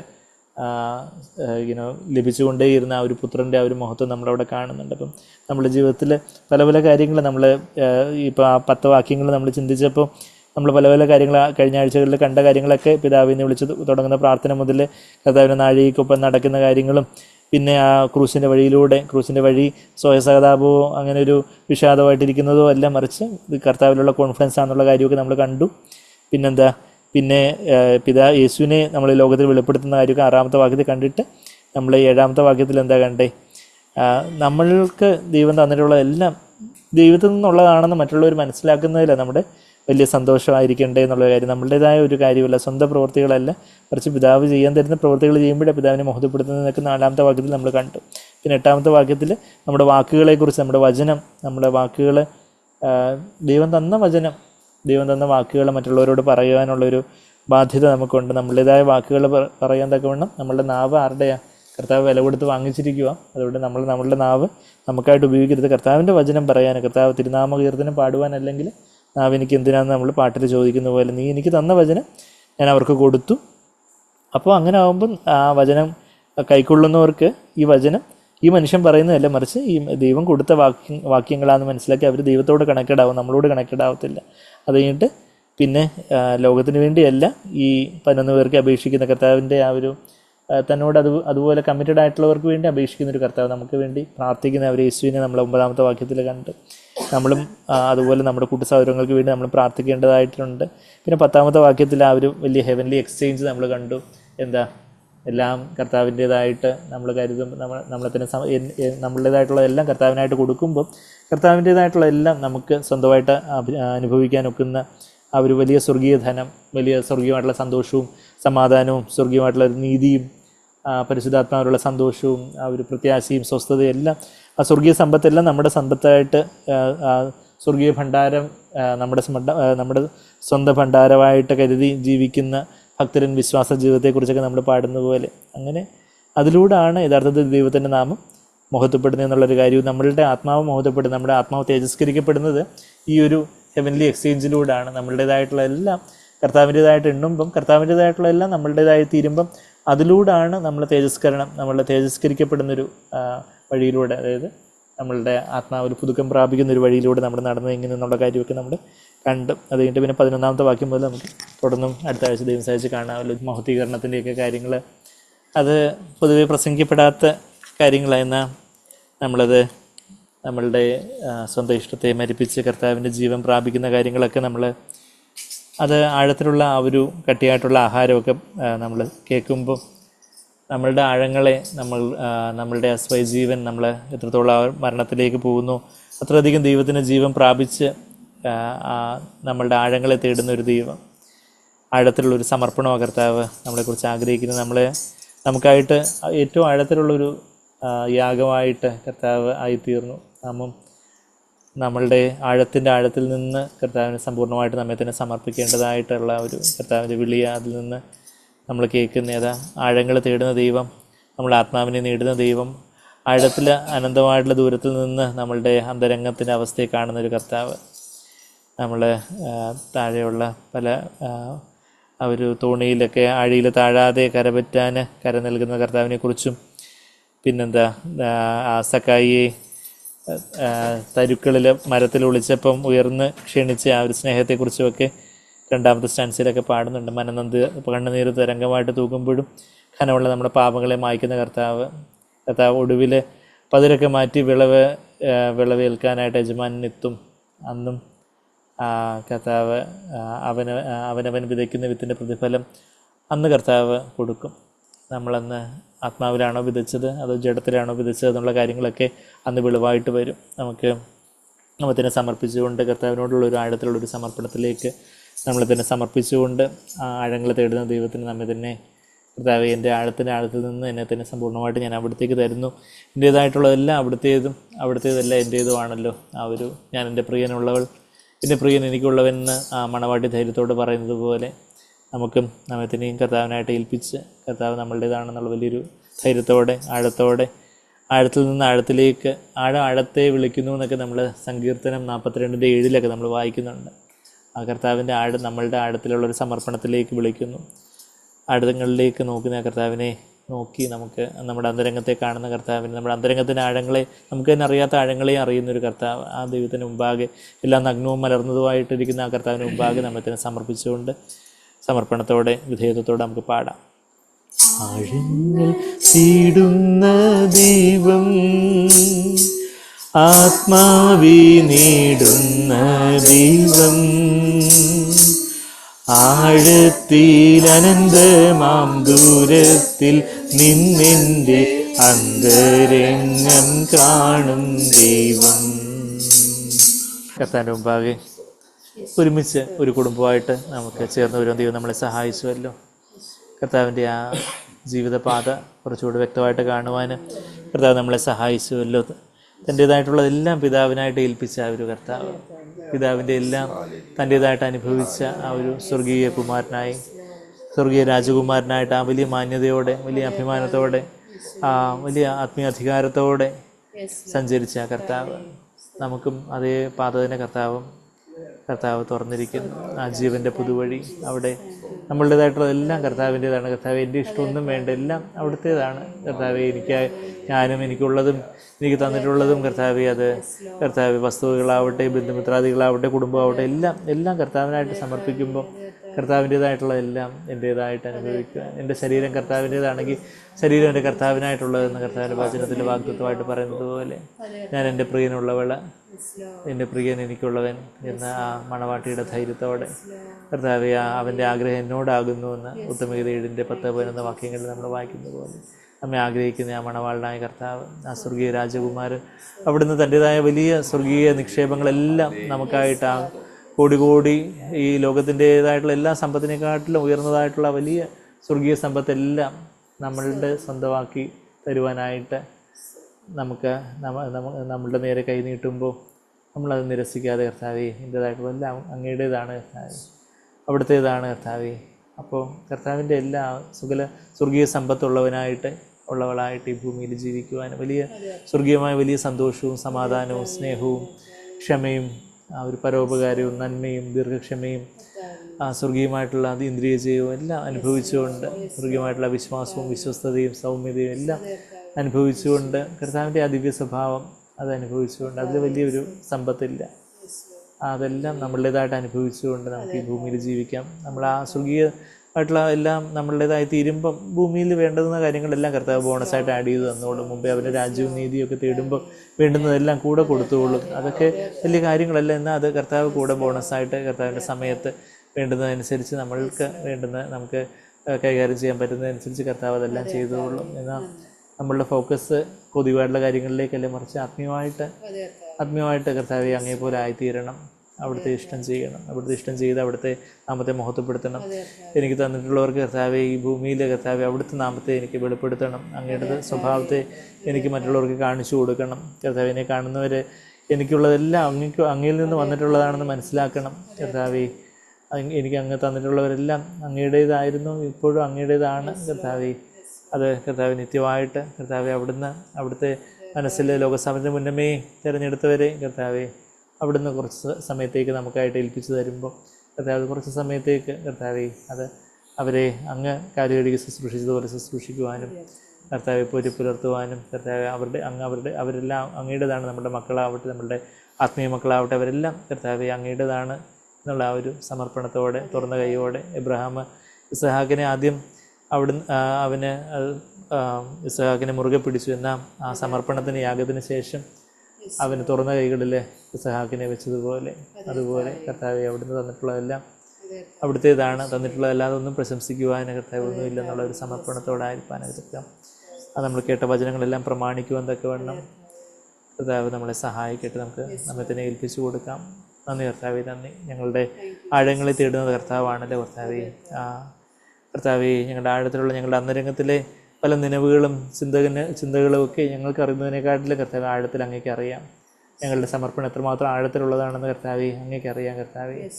കർത്താവെ പലപ്പോഴും ഞങ്ങൾ വലിയ ആഴത്തിൽ സമർപ്പിച്ചു എന്ന് വിചാരിക്കുന്നതൊക്കെ എത്ര ഉപരിപ്ലവമാണെന്ന് കർത്താവ് പല സാഹചര്യങ്ങളിലൂടെയൊക്കെ തെളിയുമ്പോൾ കർത്താവെ അവിടുന്ന് നിരാശപ്പെട്ടു പോകാതെ വീണ്ടും ആഴത്തിൽ കുഴിച്ച് കർത്താവെ അടിസ്ഥാനം ഇടുവാൻ ഞങ്ങളെ സഹായിക്കണമെന്ന് പ്രാർത്ഥിക്കുന്നു. കർത്താവെ ആ ആഴത്തിൽ കുഴിച്ച് ഞങ്ങളുടെ സ്വന്തഹിതമാകുന്ന ആ പാറയും ഭേദിച്ച് കർത്താവെ ആ യുഗങ്ങളുടെ പാറയാകുന്ന ക്രിസ്തുവിൽ തന്നെ അടിസ്ഥാനം ഇടുവാൻ ഞങ്ങളെ ഓരോരുത്തരെയും ഞങ്ങളെ സഹായിക്കണം. ഞങ്ങളുടെ ചെയ്യുന്ന പ്രവൃത്തികളെല്ലാം ആ ക്രിസ്തുവിൽ അടിസ്ഥാനപ്പെടുത്തി അവിടുന്ന് ചെയ്യുവാൻ തന്ന പ്രവൃത്തികൾ ചെയ്യുവാൻ ഞങ്ങൾക്ക് തോന്നുന്നതായിട്ടുള്ള എന്തെങ്കിലുമൊക്കെ കാര്യങ്ങൾ ചെയ്തു വെക്കാനല്ല കർത്താവെ.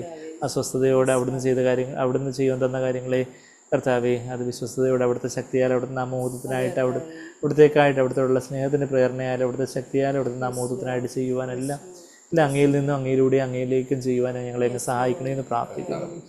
ഞങ്ങളെ തന്നെ തരുന്നു, സഭയായിട്ട് തരുന്നു. ഞങ്ങളെ സഹായിക്കണമേ കർത്താവെ. വചനമൊക്കെ ഞങ്ങളുടെ അനുഭവമാക്കി അനുസരണമാക്കി തീർക്കണമെന്ന് പ്രാർത്ഥിക്കുന്നു. കർത്താവെ അധികം ജീവനെ ഞങ്ങൾക്ക് തരണമെന്ന് പ്രാർത്ഥിക്കുന്നു. അനേകർക്ക് കർത്താവെ വെളിച്ചമാകുവാൻ, ഞങ്ങളുടെ കുടുംബത്തിലുള്ളവർക്ക് ഞങ്ങളുടെ കൂടെയുള്ളവർക്കെല്ലാം അവിടുത്തെ വെളിച്ചമാകുവാൻ കർത്താവെ അവിടുന്ന് തന്ന വാക്കുകൾ മറ്റുള്ളവർക്ക് കൊടുക്കുവാൻ ഞങ്ങളെ സഹായിക്കണമേ കർത്താവെ. കൃപയുള്ള വാക്കുകൾ സംസാരിക്കുവാൻ, കേൾക്കുന്നവർക്ക് കൃപ ലഭിക്കുന്ന വാക്കുകളെ സംസാരിക്കുവാൻ സഹായിക്കണമേ എന്ന് പ്രാർത്ഥിക്കുന്നു കർത്താവെ. ഞങ്ങളുടെ നാവുകളെ നിയന്ത്രിപ്പാൻ, ഞങ്ങളുടെ ചിന്തകളെ നിയന്ത്രിപ്പാൻ, ഞങ്ങളുടെ നാവുകളെ നിയന്ത്രിപ്പാൻ, പ്രവൃത്തികളെല്ലാം അവിടുന്ന് ചെയ്ത് കാണിച്ചു തരുന്നതൊക്കെ ചെയ്യുവാനൊക്കെ ഞങ്ങളെ സഹായിക്കണമേ. ഞങ്ങളെ തന്നെ സമർപ്പിക്കുന്നു, സഭയായിട്ട് സമർപ്പിക്കുന്നു, കുടുംബമായിട്ട് സമർപ്പിക്കുന്നു, വ്യക്തിപരമായിട്ട് കർത്താവെ ഞങ്ങൾ തന്നെ അങ്ങേക്ക് എല്ലാം ഏൽപ്പിച്ചു തരുന്നു കർത്താവെ. അവിടുത്തെ ആത്മാവിനാൽ അളവില്ലാതെ ഞങ്ങളെ നിറയ്ക്കണമേ. ഈ വചനമെല്ലാം ഞങ്ങൾക്ക് അനുഭവമാക്കി വെളിപ്പാടാക്കി തീർക്കണമേ എന്ന് പ്രാർത്ഥിക്കുന്നു. നന്ദി കർത്താവെ, നന്ദി.